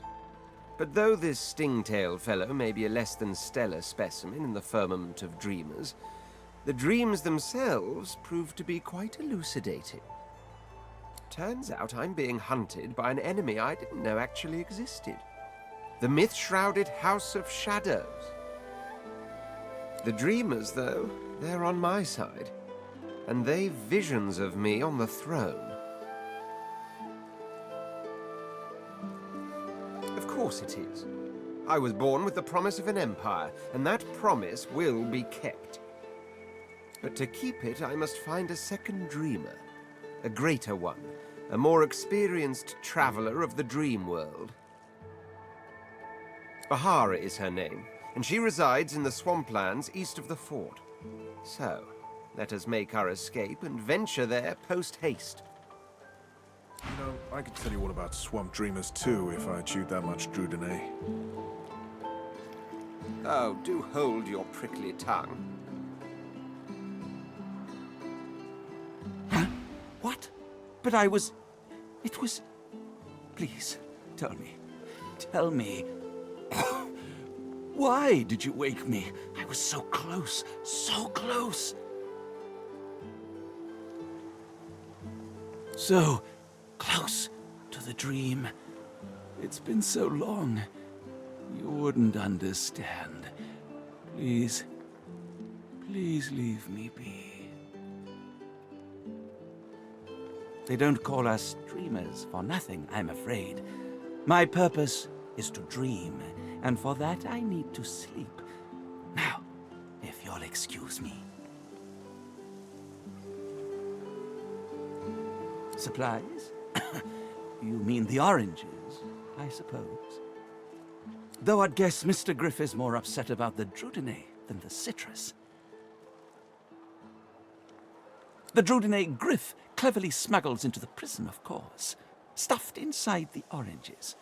You don't think he'd really be so mad over a little missing fruit, do you? No, it's not the oranges, but the dreams he's after. Same as I, though. I have the right, the responsibility. Drudene, it makes you master of all you see when you sleep. The dreamer is not the play actor, but the playwright. It may be hard for you to understand, but my kind, we dream for the greater good. What we see can predict the truth, can even shape the truth. But we need Drudene to do it. Before I was caught, before I was brought here, I saw a vision. The void woken, slain, divinity restored. But just as I was about to see how it happened, the Magisters beat down my door. This is my last chance to find out the secret, to find out how to save us all. So you see, I cannot give back the Drudene, not only for myself, but for all of us. My dreams are my gift. They may be our salvation, too.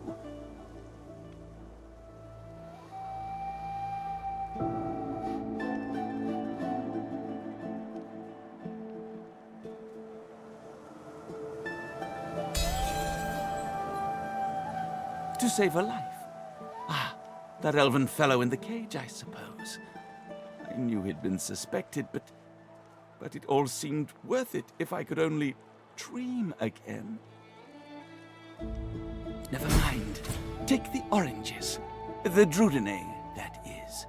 I'll find another way. Somehow. Travel with me? Must you speak too? Go on then, bark away. Let's see if we can find any method in it. Well, I thought a brief swim in the sea, lying in the sun for a while, and maybe read a nice book. Or perhaps, and this is just a thought, we could find my mask and escape this wretched island.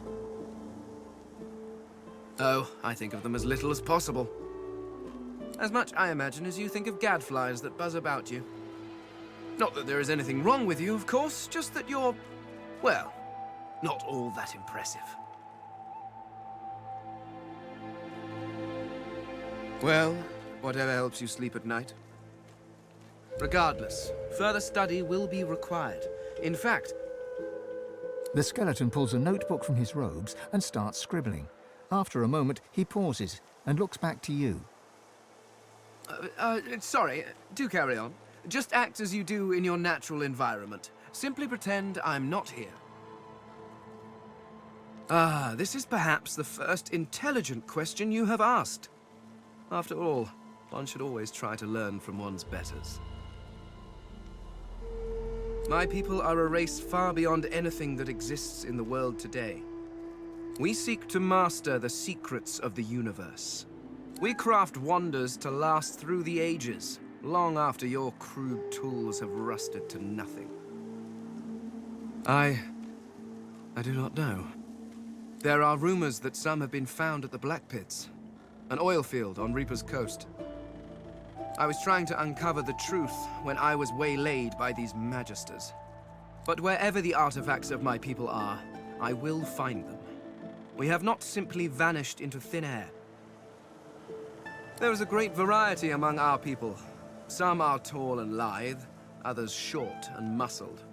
Some come in a variety of eye-catching colors, others you can barely see at all. This is what makes you such an abomination, you see. You almost look exactly like every other human out there, just as every lizard looks like every other lizard. Walking through this world is as repulsively bland as staring at a wall for a century. After a while, the very sight of you disgusts me. No offense, of course. No, I should not. Not yet. Not until I know what truly befell my people. And after all, I am still here, despite the Voidwoken's best efforts. Ignorant! I dare say I have a better knowledge of this world than any creature living in it. Oh, I may be missing some social mores or be unaware of what king waged which war, but why nitpick? Your history is an interminably dull list of mortals that were born, achieved nothing of worth, and then died. Certainly one may have expanded his kingdom, or another invented some way of pickling fish, but what does it matter? Where will your kingdoms be in 100 years? In 1,000? They will all be dust, along with each and every one of your great heroes. Your people and nations come and go, mayflies screaming their importance at a universe that cannot listen. But the universe is always there. The laws that govern your states change over centuries, but the laws of the world... Even when my people walked this land, a dropped apple still fell to the ground. I have yet to see the mortal king that can decree all apples must fall up from their trees, or order fire to produce cold instead of heat. No, these laws stretch to infinity. Understanding them lets you understand the world. That is knowledge worth having. Everything else is arguing over who has built the prettiest sandcastle as the waves creep closer. The Mask of the Shapeshifter? In my time, it was nothing more than a novelty. A toy, really. I crafted one for my child once. She spent the day trying to convince me that she was her mother, even though the face I used looked nothing like her. Of course, now that toy could be the difference between life and... well... it makes a difference. With that mask, I can shapeshift and walk through this world looking like any other simple mortal. I could look like a lizard, a dwarf, a human, any creature whose face I can procure. It certainly makes traveling through towns easier.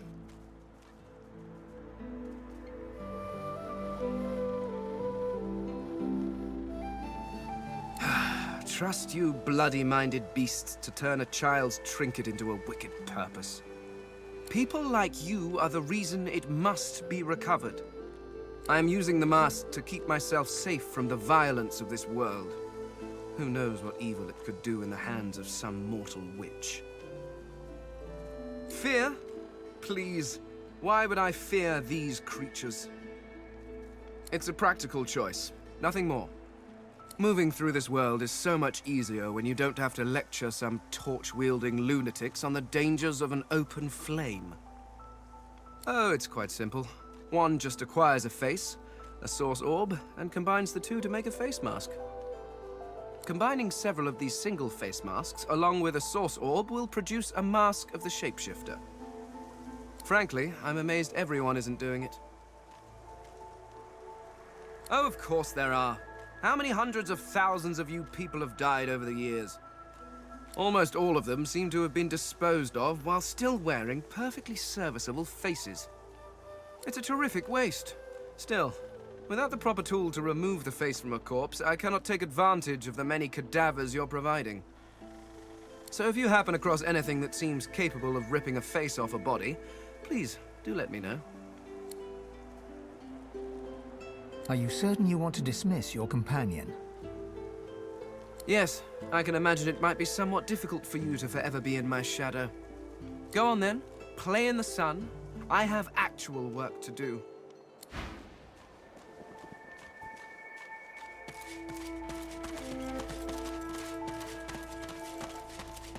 Amid the squalor of Fort Joy, you suddenly spot an elf with diamond features, regal and radiant, but cold too, and sharper than any knife. She was the one who sat rolling dice in the ship that went under, deciding fates with every roll, or so she said. Her eyes are focused on a lizard some distance away, and you get the distinct feeling he's an unfortunate man indeed to be trapped in her tiger-like gaze. No sooner have these words left your mouth than she turns about and grabs you in a stranglehold. You feel the tip of a long needle being pushed a little ways into your neck. You caught me off guard. No one catches me off guard. Better tell me who you really are, or this time, I'll let my needle do the licking. But you did, and now the tables have turned. You look quite startled to me. A push, a pivot, and now you suddenly face her, the needle still all too deeply embedded in the side of your throat. Despite the precariousness of your situation, you notice something that remained undetected in the gloom of the ship. A flaw in her diamond features. A curiously shaped scar on her left cheek. Let me tell you a little story. Once upon a bad old time, a lizard cut this thing, this living scar, into my cheek. The mark of a slave. But now I'm free, of sorts. And I've traced that lizard here to Fort Joy. I intend to raise the subject with him.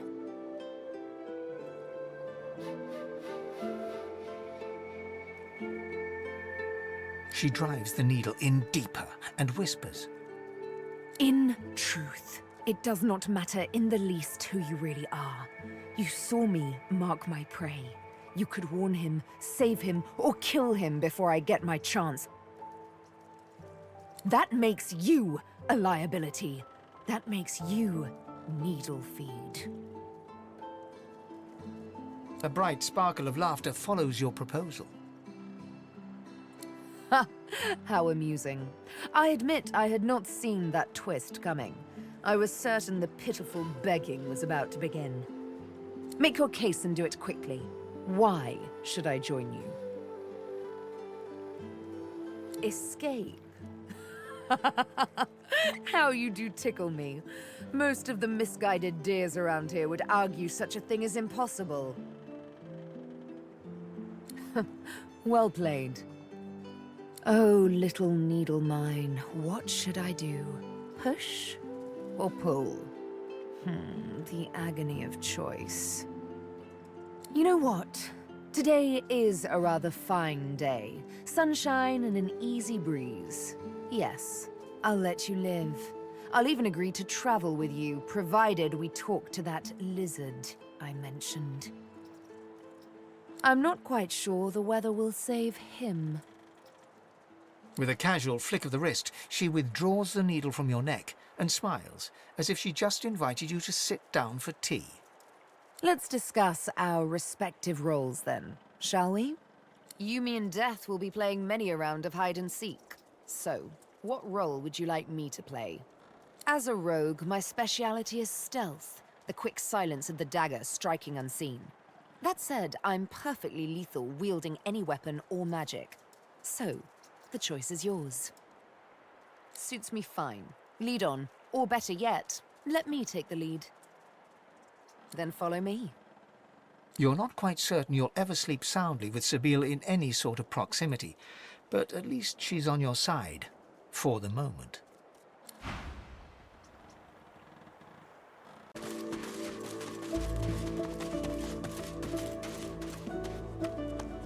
As you're about to approach the lizard, Sebille cups your chin between thumb and index finger, then guides your eyes to hers. Listen, I need to have a chat with this here morsel of flesh. He has wronged me once, but may just do right by me this time. To your surprise, Sebille proceeds to throttle the unsuspecting lizard with one hand as she drives the tip of her needle into his lower belly with the other. Then the questions commence. You hear him yelp about the master, lone wolves, and a man called Griff. Then, quite suddenly, there's blood everywhere as Stingtail falls to the ground, face first into his own intestines. Sebille heaves a sigh of satisfaction, and as she wipes her needle clean, shoots you a cursory look. Chat's over. Demon elf, how dare you strike down a dreamer? Such is my prerogative, Prince. And doubly so, my pleasure. Something on your mind? It's simple. He scarred me, so I scarred him. Extensively. She defies you with devilishly innocent eyes. Can you blame me?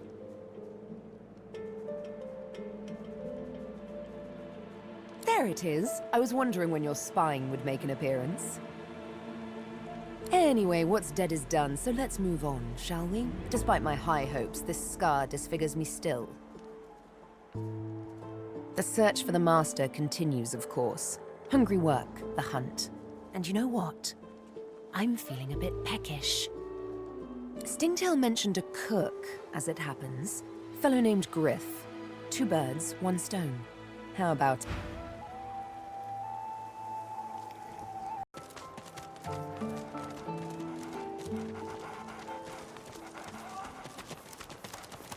Sebille gently places a hand on the small of your back. Her mouth reaches your ear with a whisper. Let me have a word with the gentleman, would you? I've a little clue to follow up on. Sebille steps forward and asks Griff the cook about the lone wolves. A dead little birdie told her he's the man to talk to. A little back and forth ensues. Money crosses hands, and before you know it, Sebille stands back beside you, all smiles. Thank you. We should make good on our escape, you know. I have to see a man about a wolf in the hollow marshes. Naught but a whelp in skillful hands, I'm sure. Zalaskar's his name. A name for the taking, if it comes to that. Ain't fit for beasts. Griff glances from his blade to you and back again. Spare the indignation and hand it over. Now.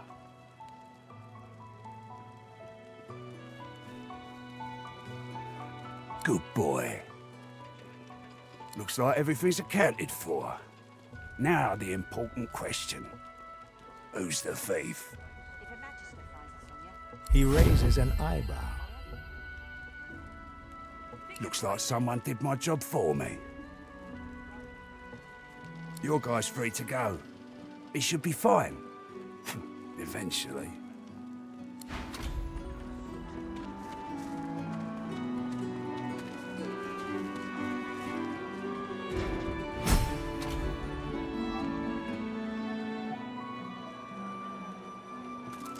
It is done. And quickly. I thank you. Very, very much. I hold my end of the bargain. I show you the way out. But I have something more to ask of you. Sahela, a young girl here. I am her protector, and she is everything.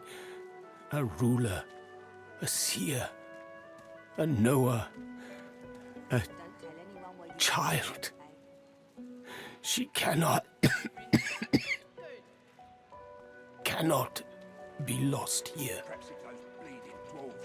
It is for all our people, for the world. Give me your map. I show you the way out. A secret, dangerous, but it leads to freedom. I give you this amulet. You must pass it to the elves who still remain. Tell them Sahela is here. They will send help. Please, she is important. I go to her. I wish you good luck, and I thank you for us all. Ain't fit for beasts. The ravaged among the ruins. That is all we are in Fort Joy. Here's the goods. We may see no bars, but we are firmly behind them here and now. As I hunt for answers, escape must ever be on our minds. Let's save those for later, shall we? Not quite the thing I tend to share with strangers. Suffice to say, I need to speak with Zalaskar. So let's find him. Ha! Nonsense. We've already cheated death coming here. We have but to cheat the living to leave. Ha! Shouldn't be too hard, trust me. May require some needlework, though.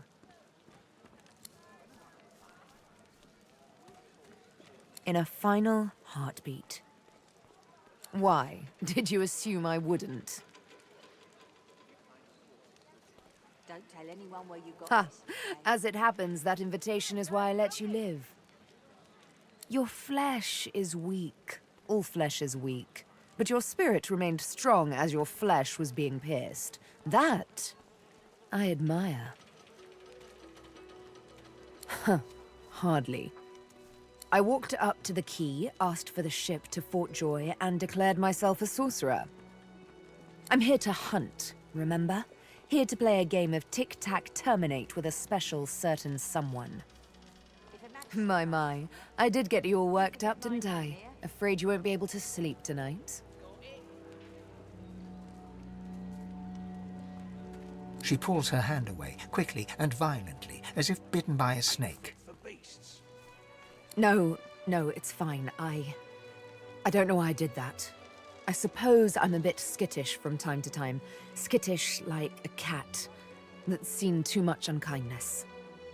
You see, there's triplets in my mind.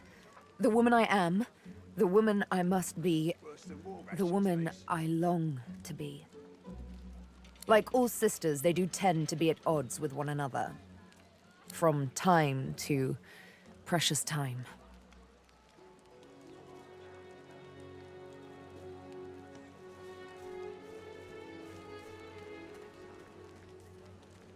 If the present is all that matters, you must take me as I am. Sunshine and shadow, both. Don't tell anyone where you got this. You can see what I can do. What comes as easily as a morning's yawn or a rush of blood in the presence of beauty. This you must accept.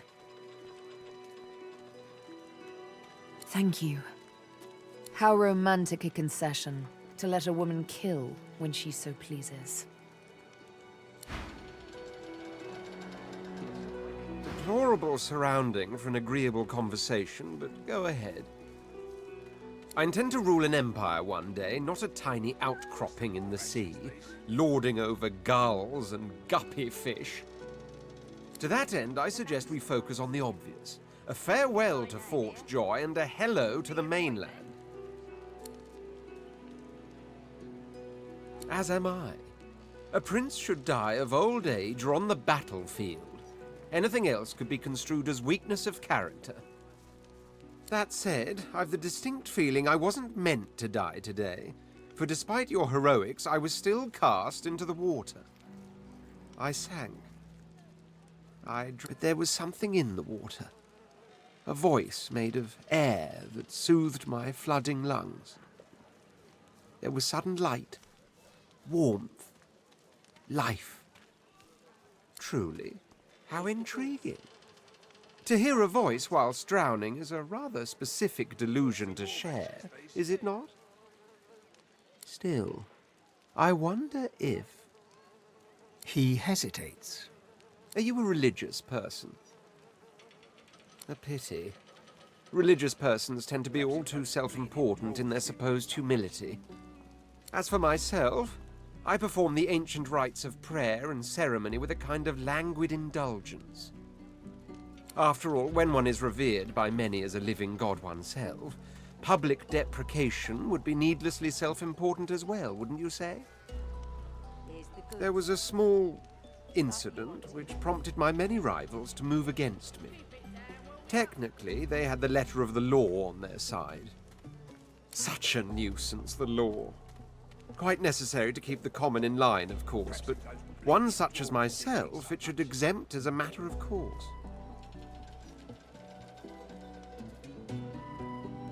Notice that, did you? For future reference, if I don't answer a question, it's because I don't want to. I hardly know you as yet. Let's leave some mystery in the relationship, shall we? We can exchange criminal records later. Dozens, I should imagine, but if we're talking about the ones that came after my exile, this would be number 5. Let them come, I say. Keeps one sharp. There isn't much to say, but for the fact that I simply must. It's the portent of it all. I can feel it. The revelation will be world-changing. I just know it. And justified it is too. You'll be a witness to wonders, I assure you. As certain as the sun, such is my conviction. I will be, then grow beyond being. Well, that's the whole idea, I'm afraid. Even I myself thought it a myth. See, the ancient empire consists of 3 houses. The noble houses of war and dreams, and the upstart house of law. We of war rule the empire. Or so I thought.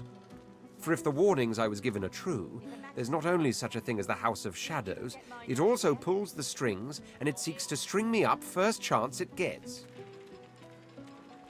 And you in me. Bah!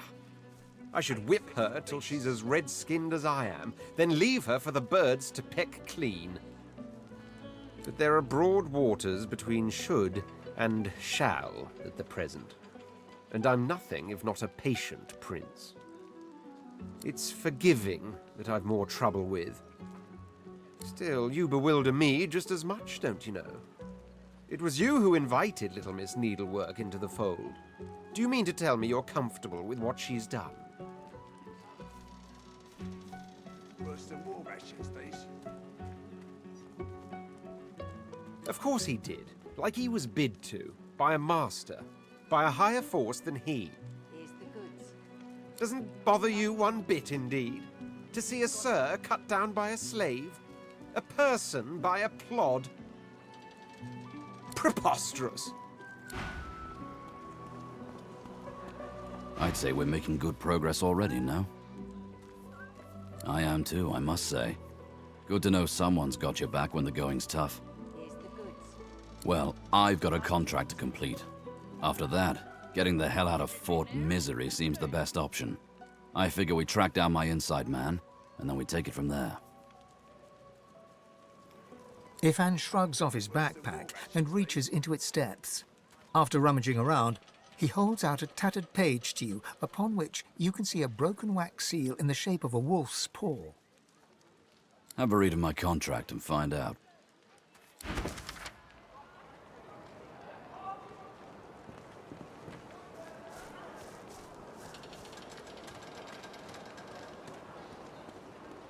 So, time to find this Boris fellow.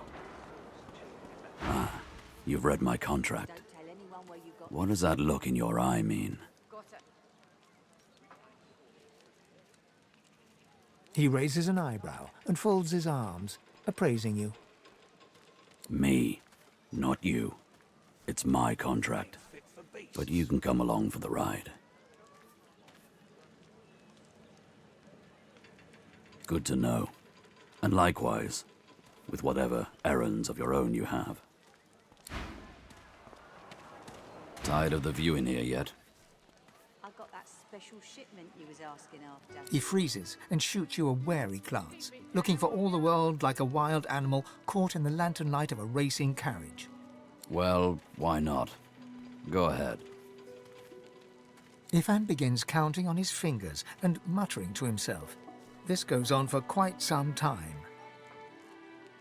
43, give or take. Ifan curls his lip, disdain evident in his eyes. It's not a competition. It's my job. What else do you want to know? That I did. In Lucian's own army. Yeah. Stay out of their way. From the rank and file to the top brass, they're as ruthless as the wildest lone wolf. But the difference? A wolf never tries to hide what he truly is. There's a reason I don't wear order garb anymore. But I don't like to talk about those days. Drop it. As soon as I saw that glint in your eye, if you must. Not much, I'll tell you that. Why? What do you think of them?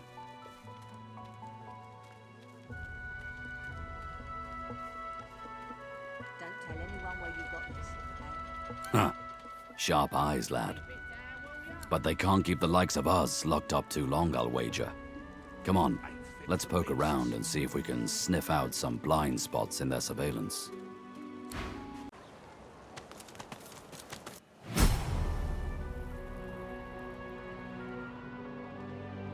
We will rejoin our comrades.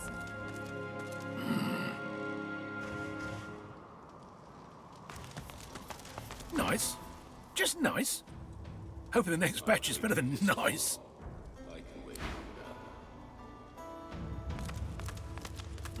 A deep grumble emerges from him, as if from an endless cavern. Your bones vibrate to the rhythm of his greeting. Well, get a load of you. You got swagger, I'll give you that. But I reckon I could squash you like a bug with just my left thumb. It's a fighting arena. A temple of sorts, too. You step into it when it's your turn and take whacks or whatever comes barreling towards you. Glad I found it. Spent half my life ripping apart men and mages, sometimes for pay and sometimes for fun. If I've got to be stuck in here, I might as well prove I'm the one. The one is a living god. Might sound crazy to you, but it's just the way of it. You battle in the arenas.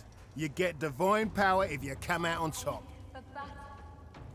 Don't know about it. I didn't either till the one over there got me into it. These old ruins make a right fine battleground. Yep. One thing the old woman taught me is to ignore anybody saying they're better than me.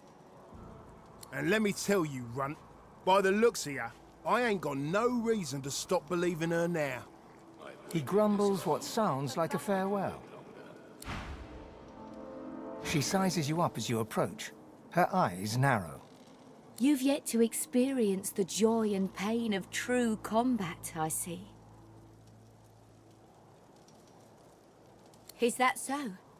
You droop like a dying willow, and simper like a newborn vole. The spirit of the One requires an undaunted host. Yet I see potential in you. You have a reason to fight. You could go far. This is how we worship. This is not just an arena, but a temple too. A brutal warrior will ascend. We'll celebrate this hero as the One. The spirit of the One is everywhere. It exists beyond us, yet will someday live in one of us. I believe you could, but it's not certain. That's a tale only you can tell. I fight not to be named the One, but to reveal the One. It is the wise choice. Now you may enter the arena with the blessings of the One. Who will be next to fight? We will rejoin our comrades. The old man looks you up and down and smiles. Will you fight? I will watch with great interest. I can wait longer. You come to fight.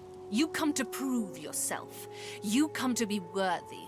There can only be one, and you have but one chance. She scoffs. To prove you are the One. Never mind. The One does not ask such a question. Good. Who aids you? Choose wisely. Whether you fail or succeed, you do not fight more than once.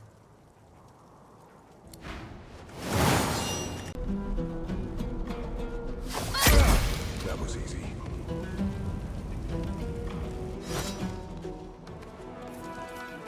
Congratulations to our champion. You may yet be the One. You prove yourself again, and again, and again. A warrior traveling the path of the One should not be collared like a pet. I suggest you see the Tinkerer. You are...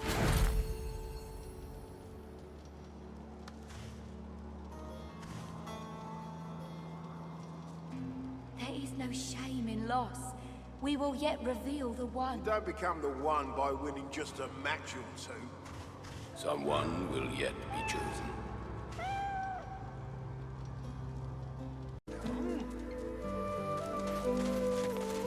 Frightfully busy at the moment, love. Haven't got any liquor on hand, have you? This fella could use a little comfort. All the worse for old Dane. He crossed one of Griff's card sharks and got a club to the skull. Doomed to be sure, but I would have liked to ease his way out. Lucky you came out of it at all. Plenty of folks around of here haven't, and it's me who ends up wrist deep in the gore.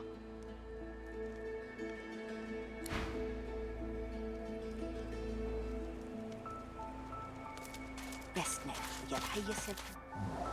A little reprieve from the din outside.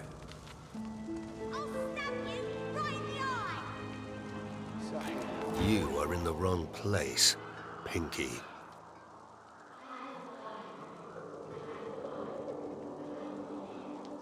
Do stop gaping. Anything can be procured inside these walls. That's for you to decide.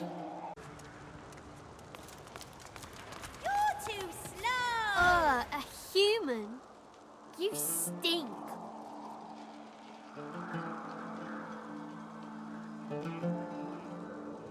No. I'm a lizard.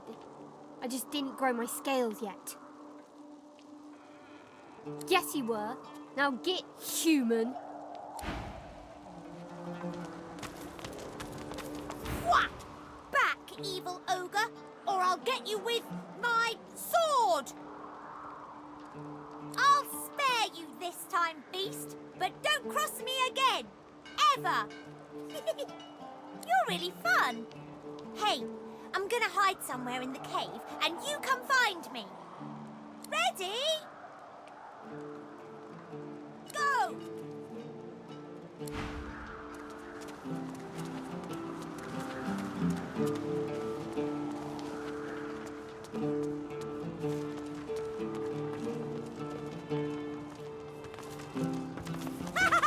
You found me! Okay, wait, let me hide again. Ready? Go!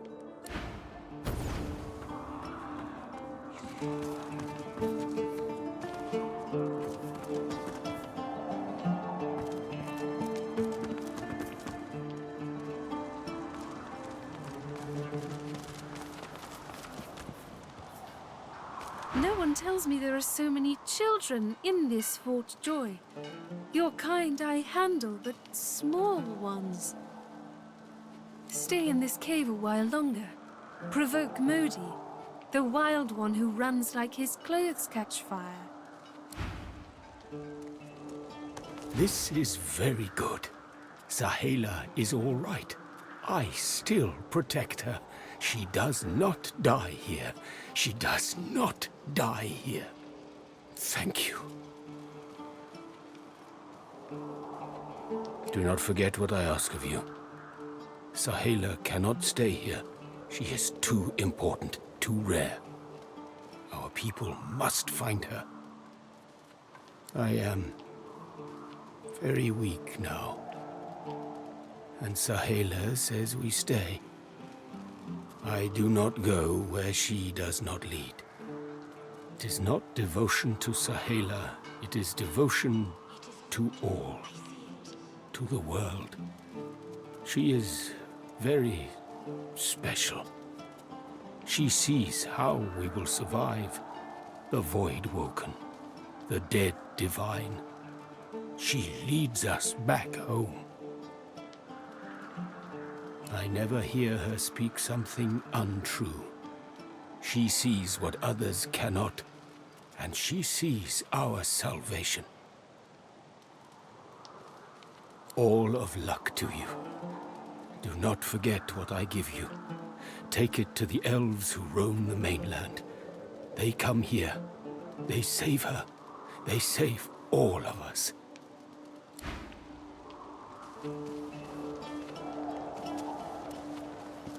She breaks into a huge, childlike grin as you approach. One friend brings another home. Thank you. He gets better, little by little. We are together. We always get better if we are together. Thank you, my friend. But only you survive the passage. I see it. You are free. We must remain. I see your heart. You want only to help. But if you want to help me, you must go alone. She squeezes your hand. I do not forget you. Remember me too.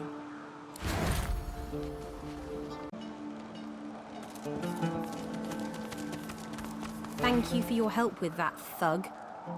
Rare is the human who goes against their own for an elf. She bows. I hear of no escapes. The only way out is through the Magisters, through their cure. Thugs I can stand, but I fear the Magisters. In this cave, we trust the healer. She is young, but she sees. She knows more than we know. In the camp, the brute Griff rules. He who gives the bread has the power. It gives me great pain. I'm with my family. We are making beautiful magic. We are healing a tree cut down with great violence. The Magisters come. My family runs, but I fall. My son looks back. I shout to him to run. I am taken. Wait, before you go, I am not here without your help. I do not forget this.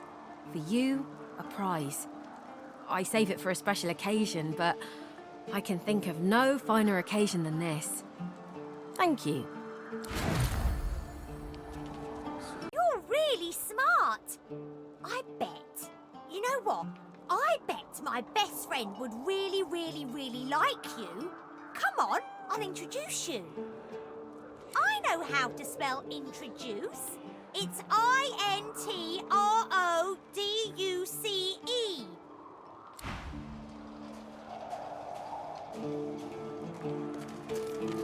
I've spotted something. My way is too small for you. You'll have to find another. Hope you brought a shovel.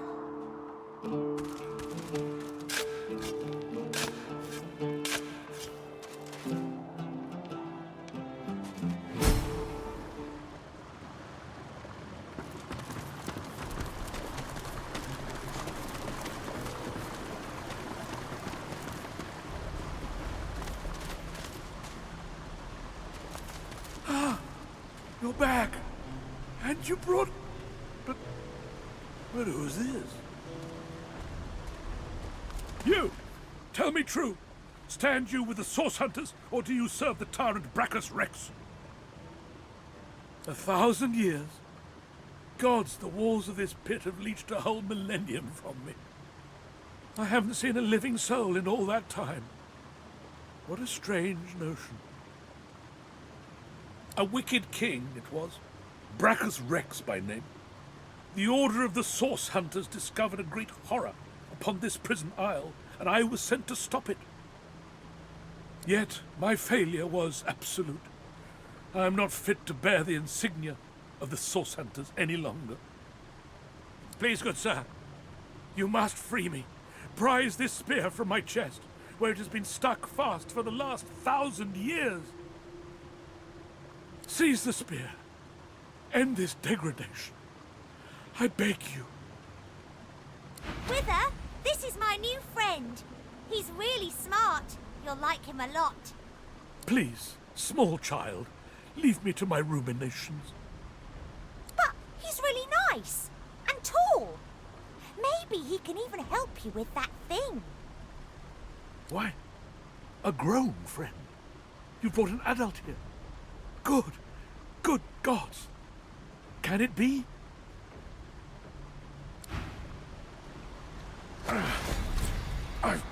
Good sir.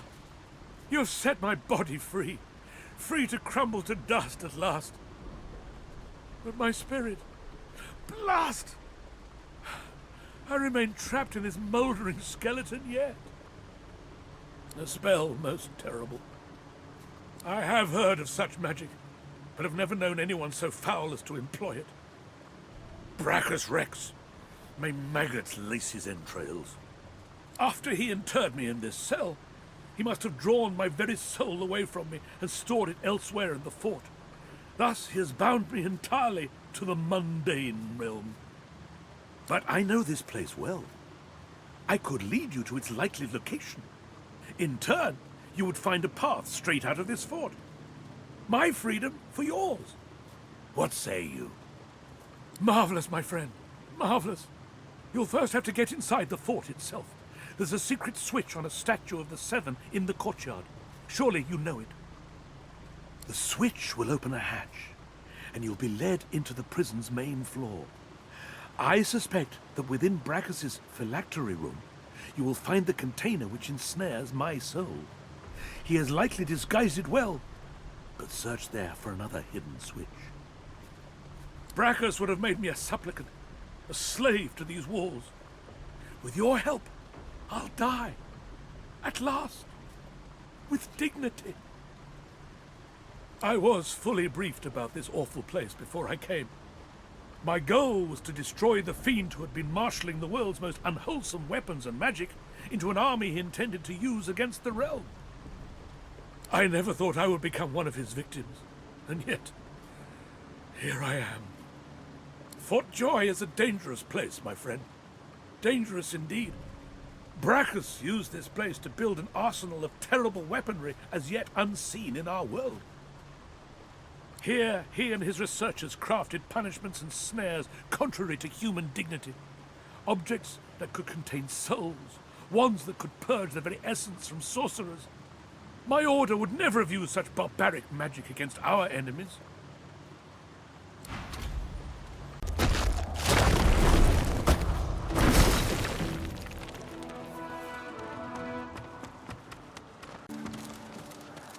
The frogs are gone.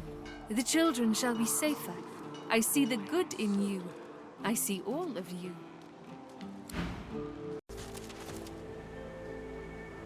It's that thing. Eating corpses. The creature heaves through lips gummed with human gore. It turns to you with great effort, pain apparent in every movement, and madness screams from its wide, bloodshot eyes. You. Quite lost. Careful, or they'll cross your wires. Now, a little query. Where grows the yarrow? Quickly now, for I haven't much time. Maybe I unscrew your lid and poke about inside and set your memory straight. Would that please you? Can you not remember now?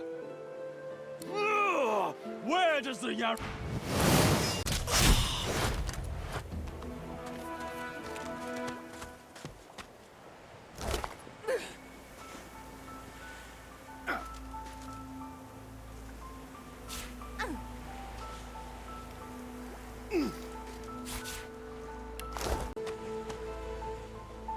The dead man, creature, thing, lies in a heap on the beach.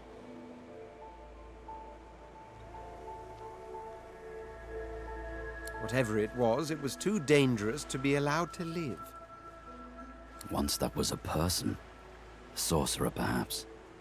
Now it's monstrous. What is the Order doing to people here?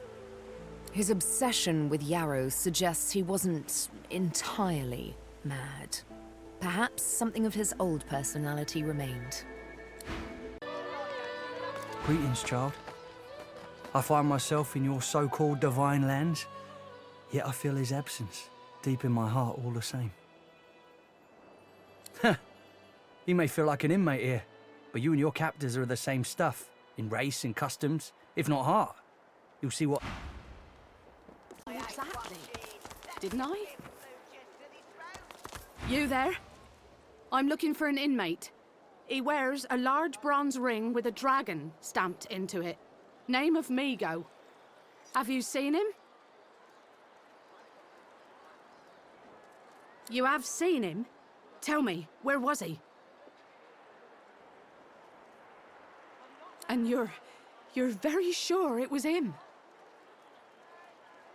The ring sits heavily in her hand. Her fingertips droop under its weight, and it seems about to fall to the ground when she grasps it tightly and holds it to her breast. He was my father.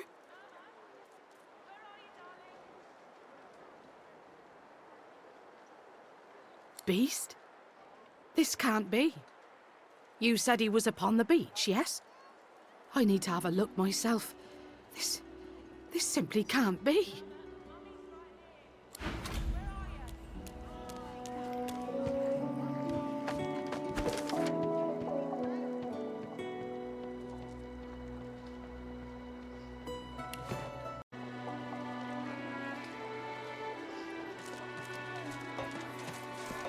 Hey there, old buddy, old acquaintance. Want to team up again? Well, that was easier than I thought. And I'll do my best to stay myself. Lead the way. Hey. Hi. Easy. I'd say we get out of this place. Dunno how long they plan to keep us here, but I'd rather not find out. Ooh, so serious. What's up? Well, I was giving this concert up on Overlook Hill. There was a great crowd. They were really feeling it. But I guess it was too good. I had me a little sauce flare-up. Everyone went a bit, I don't know, wild, rabid. I snapped out of it before anyone got hurt, but the Magisters caught me backstage afterwards.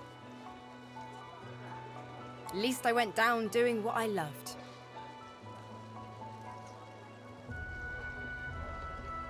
Of course I do. What's your poison? Well, damn. I never was much of a percussionist, but still. I reckon it's hard to sit still to jungle shakes. Losa clears her throat and starts stomping a steady beat into the ground, kicking up dust that dances to the rhythm. Slowly, she claps an intricate pattern above the beat, hips swaying, head nodding. The beat builds into a riot of sound, her hands and feet moving in an inscrutable pattern.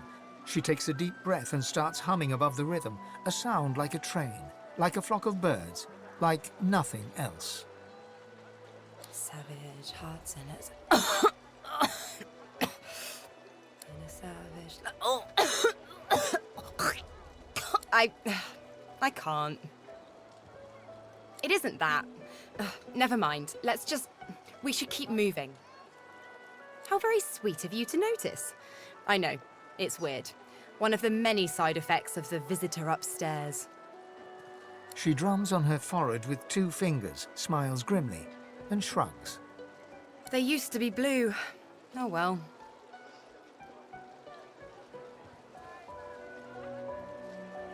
She bats her eyelashes at you in an exaggerated flutter, then bursts out laughing and punches your arm. Ha character. I like that. I'm going to use that. If I can say nothing else for my current companion, at least I can say it gave me a bit of character. So what's it like, being alone in your head?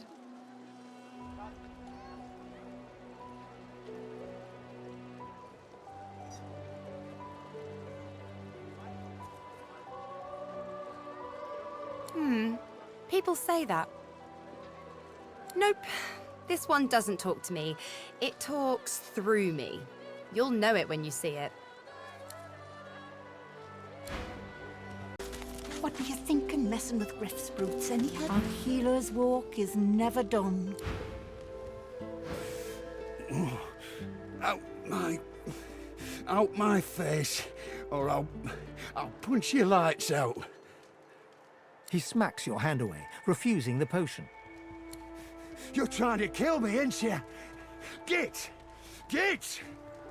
Those bleeding fools think they run the place, but I showed them. Shut your trap, lest you want what I gave them. Ralvo and his stupid cards.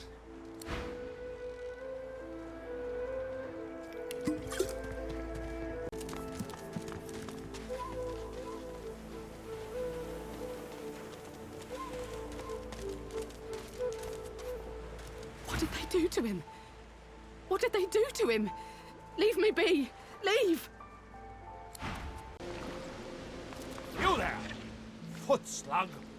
You're trespassing in the princess's royal court! You've never heard of Her Royal Highness, Princess Zenthia of the Firelands? To be forgotten? Truly the cruelest part of that dog Brachus Rex's punishment. Every creature in the world should know and love the princess. You would be wise to leave here. My princess is already in a foul mood. To have an uninvited guest show such ignorance would only inflame her further. She's fed up of being trapped in this cavern, of course. She wants the curse of Brachus to be removed so that she can find a prince who's worthy of her hand in marriage. Until she is free of the tyranny of Brachus, her mood will only darken, I fear. Her own courtiers can do little to cheer her. And outsiders? Well, outsiders rarely survive her wrath.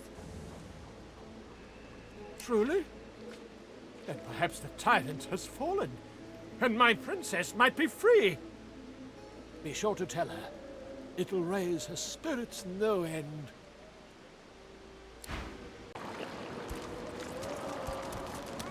You there, boy. Did Brachus send you? Is he ready to apologize?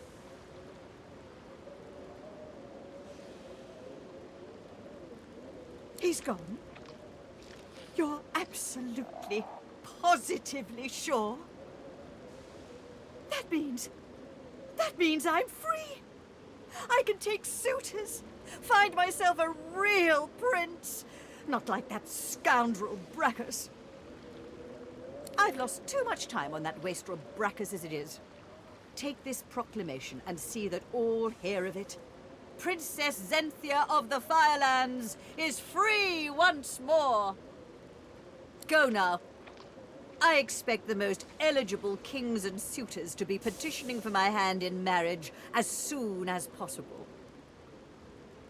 I suppose the small folk of Ривеллон ought to know my tale. All was well after my engagement to Bracchus for a time, but then he started to pay less attention to me. He had mind only to play around with his blasted sauce follies. I gave him a good tongue-lashing about it in front of the whole court. But he transmogrified me and all my servants into the beasts you see before you. I will not yield, though.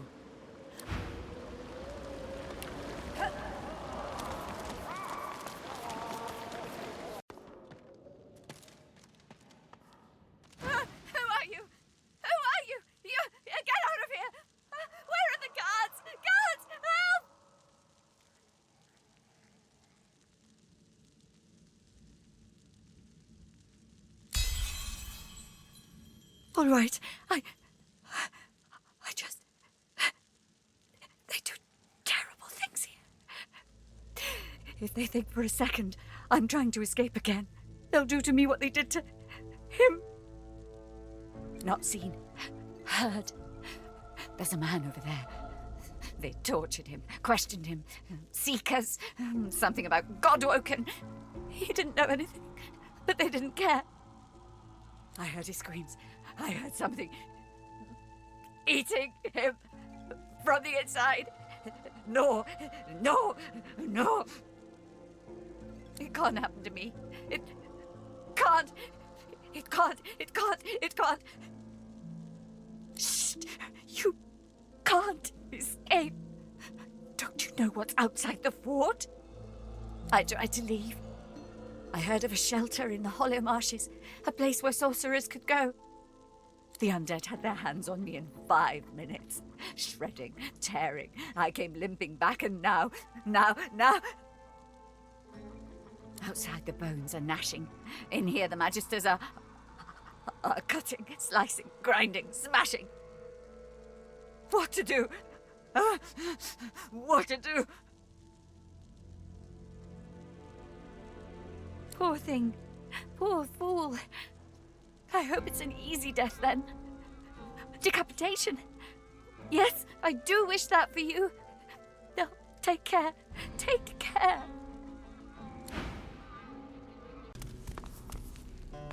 The elf's skin is pale as a corpse's, but his face contorts with inscrutable emotion. Joy, horror, and rapture flash over him like the changing surface of a pond. His eyes lock onto yours. It's you!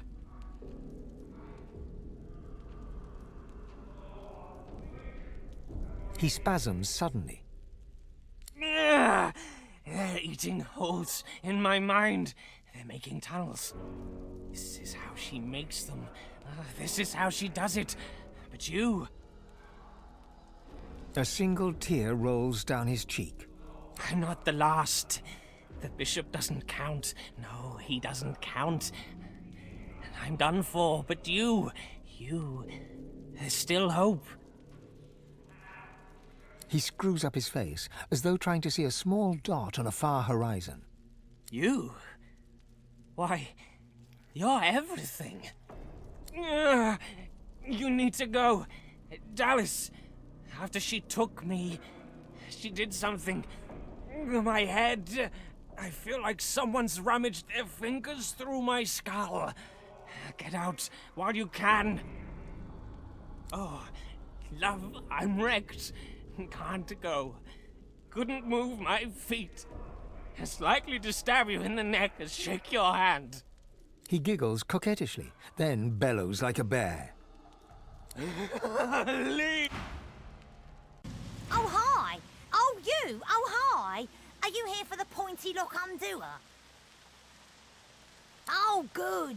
That's for you, then. Bye-bye, flea scratcher my bob. This place? Well, the fleas seem very happy, at the very least.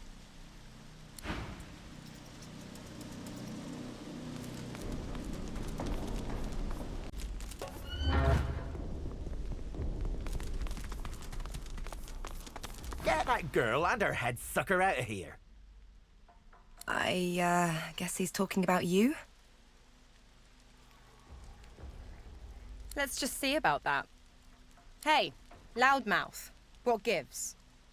I'm trying to relax here, aren't I? Whatever's going on with you and your passenger, I don't really need it in my vicinity. You can see it. See? Nay. Sense? Good gods, yes. You're a mystic too. Mystic? Ha! Used to be a sort of demonologist, though. Was learning the arts, at least. Never did have much of a knack for it, to be honest. Studied under a real maestro, though. Learned this and that, too. Doubt it. Exorcism's a tier 3 skill. I was only halfway through tier 1 when I got thrown in here. Come on, make yourself useful. There's got to be something you can do. Well, I might be able to tell you exactly what's inside you. Might be any number of things. A ghost, a floater, a lucid dreamer who took a wrong turn somewheres. Let me try something. He places a thumb on each of Losa's temples and one foot gently on hers. Now, let's... Wow! Holy, holy, holy! You ought to thank your lucky stars. That thing hasn't turned you into a meat puppet by now. Crick on a cracker. You need help. Serious help. Don't I know it? Do me a favour.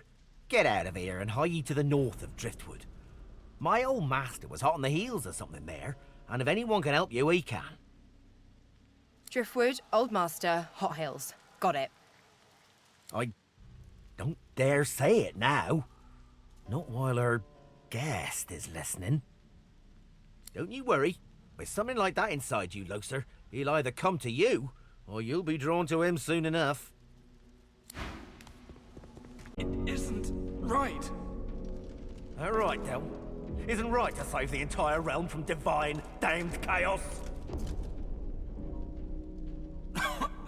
Please. Gods know how much blood you have on your hands now.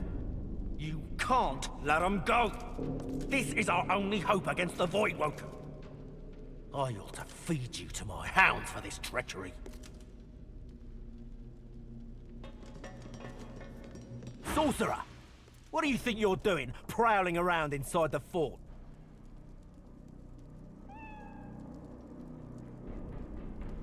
Ha! That's almost cute. He looks you up and down. Got a nice marble to you, haven't you? Good. My hands have been looking a little on the lean side.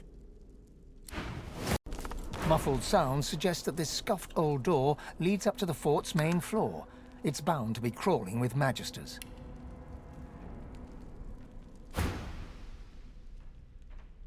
All the better. I could do with a bit more sport before we're done with these idiots. The more the merrier. It's been too long since my last bloodbath. We've come this far. Whatever's behind that door can't stop us now.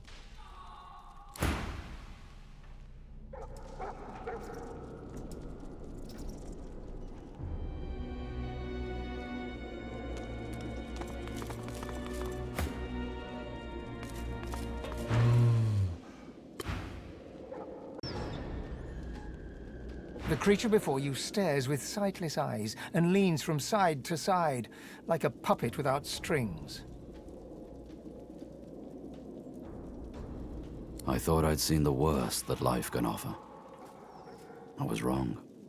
That's unnatural, abhorrent, evil. I can't take my eyes off it. But it's kind of fascinating, isn't it? You intruder! Bandit! Sorcerer! Stop! Go! Die!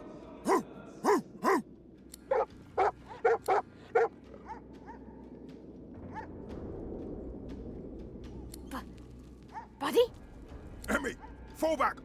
Sorcerer! Tricks! Birdie! Bruno! Buddy! Buddy! My mate! Buddy? My buddy!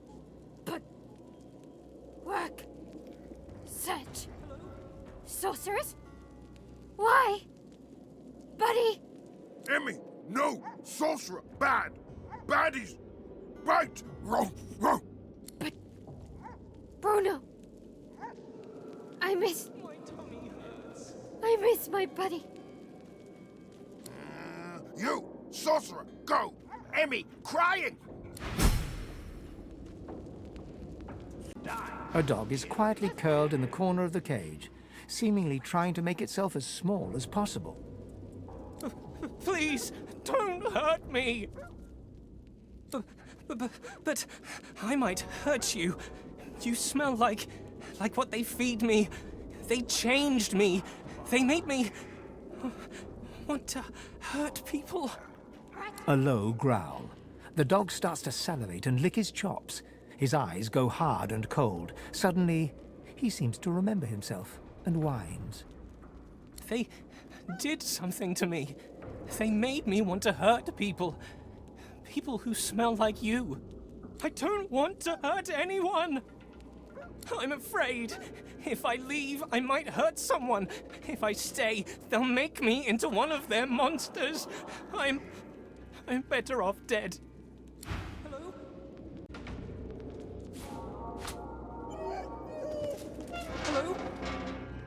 Hello? You let me free. What if I'm dangerous?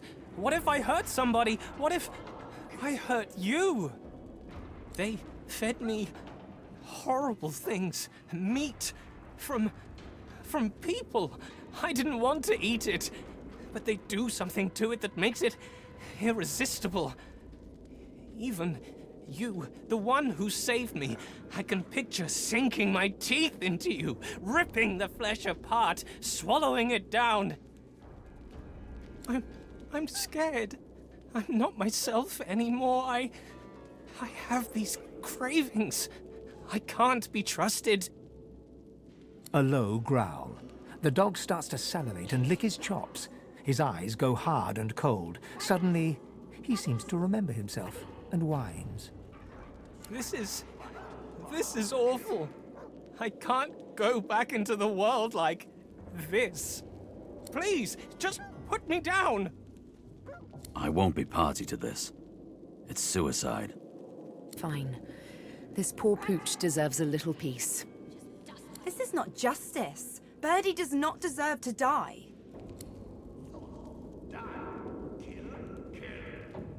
Hurry! Hurry! I don't want to lose myself! Even now I can smell you! Even now I'm thinking about it! About horrible things! Birdie bows his head. You raise your weapon. Thank you! Baddies! Scratch, bite, bark, kill.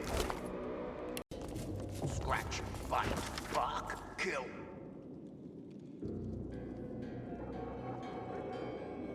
Oh, but who are you, you lovely little puppy? He reaches out and gently strokes your cheek. Aha! Easy. Oh, so soft, so sweet. Please, come in. Oh, do make yourself at home, won't you? Well, this is my playground. A little sanctuary away from the ugly world upstairs. And my games, well, they leave marks.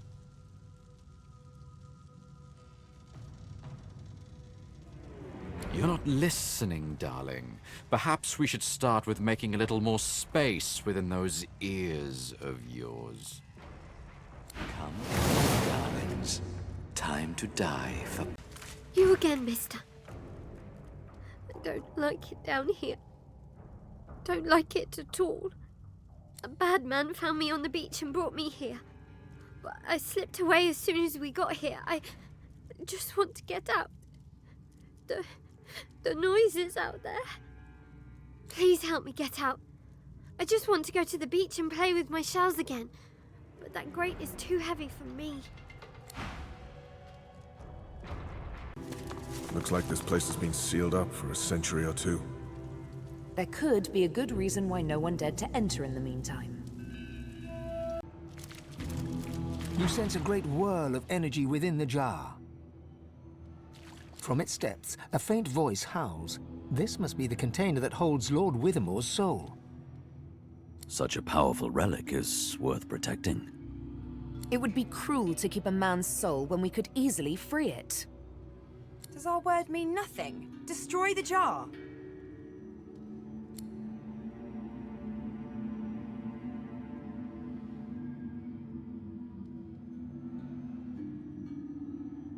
The jar smashes to smithereens on the floor.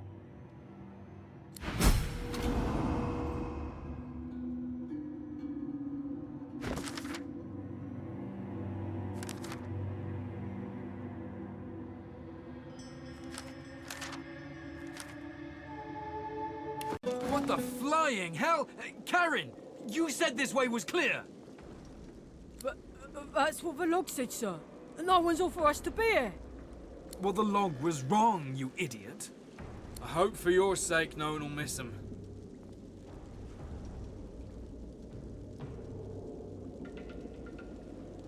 If you'd arrived a little later, you'd be free to suffer your own fate here once they find you. I'm sure Dallas would have loved to watch you squirm beneath her boot. As it stands, though, well, you'll have to forego the pleasure. A boat. I'd thank the divine, but... well... The boy stands back from you, steady eyes narrowed in a wary stare. Who are you? I'm Han.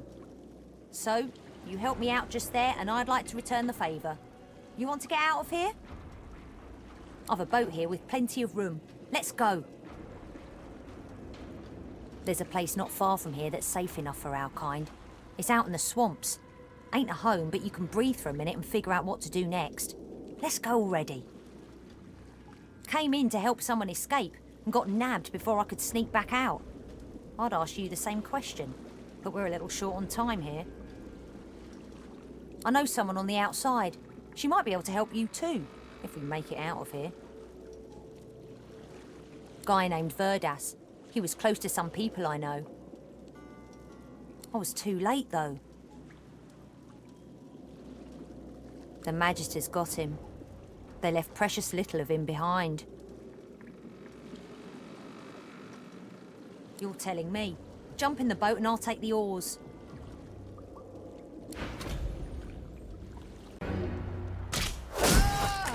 By Lucian's swords, these Magisters are madmen.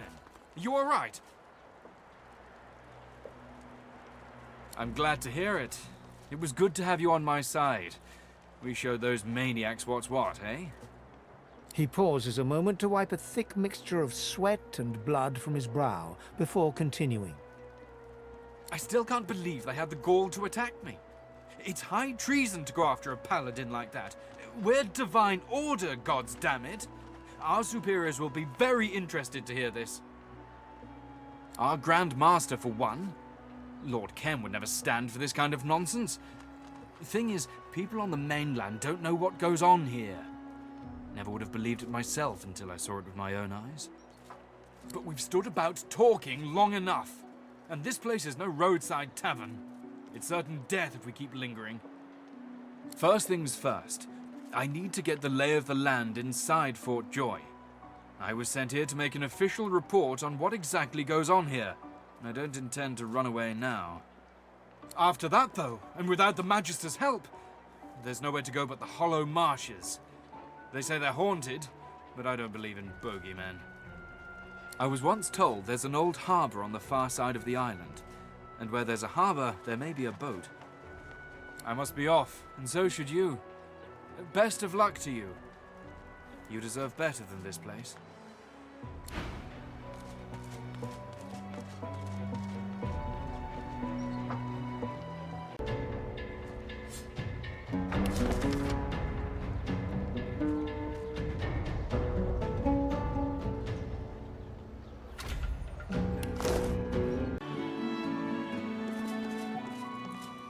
Swish. The Magisters certainly don't spare expenses, do they?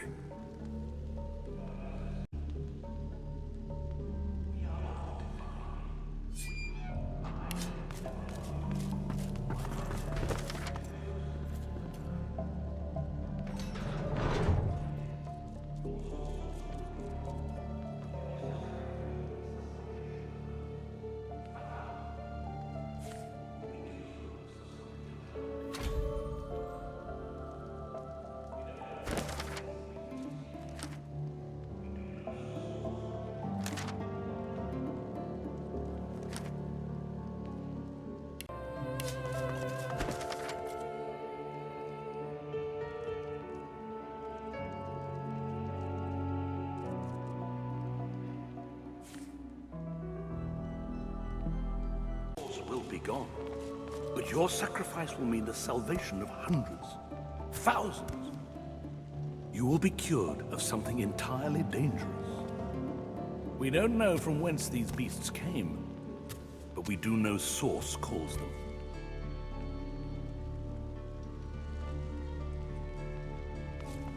What's this? Guards, what is this prisoner doing here? I beg your pardon, Your Honor. He must have slipped his watchman. You! Who let you out of your cell? Come along. You'll be tried when you're called. All right. That's enough. You're coming with me. Let's not be hasty, Magister. This ought to be an education for all of us. Tell me, Sorcerer, what did you hope to gain by interrupting these proceedings? Brother, do not answer. You must run. Run!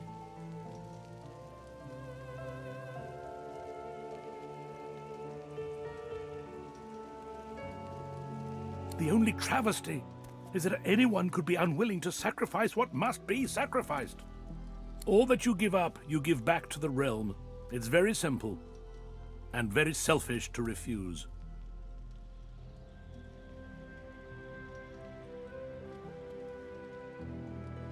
Source attracts Voidwoken.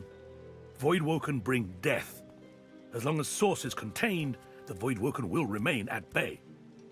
The Divine is dead. Have you forgotten? We are on our own. There is only us and what we can do to protect each other. Ah, a wonderful question. How to explain it? You see, with this wand, I can leech the Source from within you. You'll no longer attract Voidwoken. Ривеллон need no longer fear you. All this talk, why don't I just show you? Madam, please do hold still. No! Animal! Beast! Slug! Please! No! Ugh! Perfection.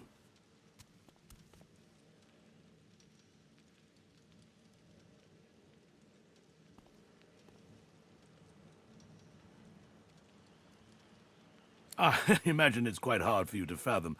I don't suppose I'd look forward to this fate myself, but you must understand, if your kind are left well enough alone, the Voidwoken will destroy us. All of us. This elf has sacrificed her Source. Some might say the spark of life within her. But she has done so in the name of us all. She is a hero. I would have loved for you to have seen our point, my friend. It would have made your transformation all the more rewarding for both of us. But the Divine Order doesn't need you to understand. It only needs you to accept. Now it's your turn to repent, my friend. I'm so glad you joined us here today. Even if you can't admit it to yourself, perhaps now you realize how crucial you are to our salvation. The sturdy raft bobs in the canal's gentle current.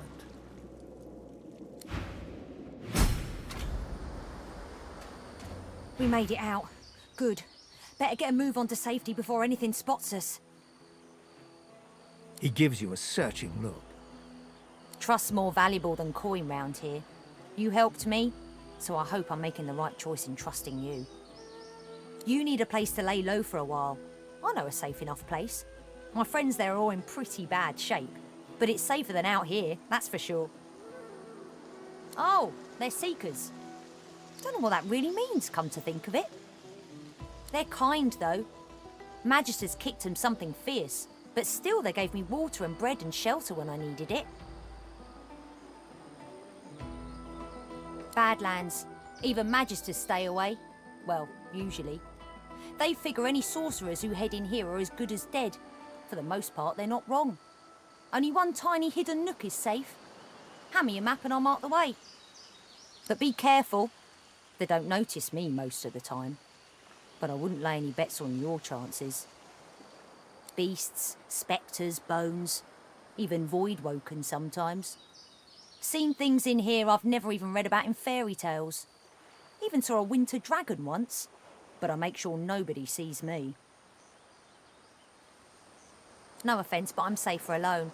I'm small. Quick, too. I can take care of myself better than anybody. Used to it by now. If you make it, ring the bell outside and tell Bahara I sent you. She's not quick to trust strangers. I'm heading there now. I suggest you do the same. Good luck.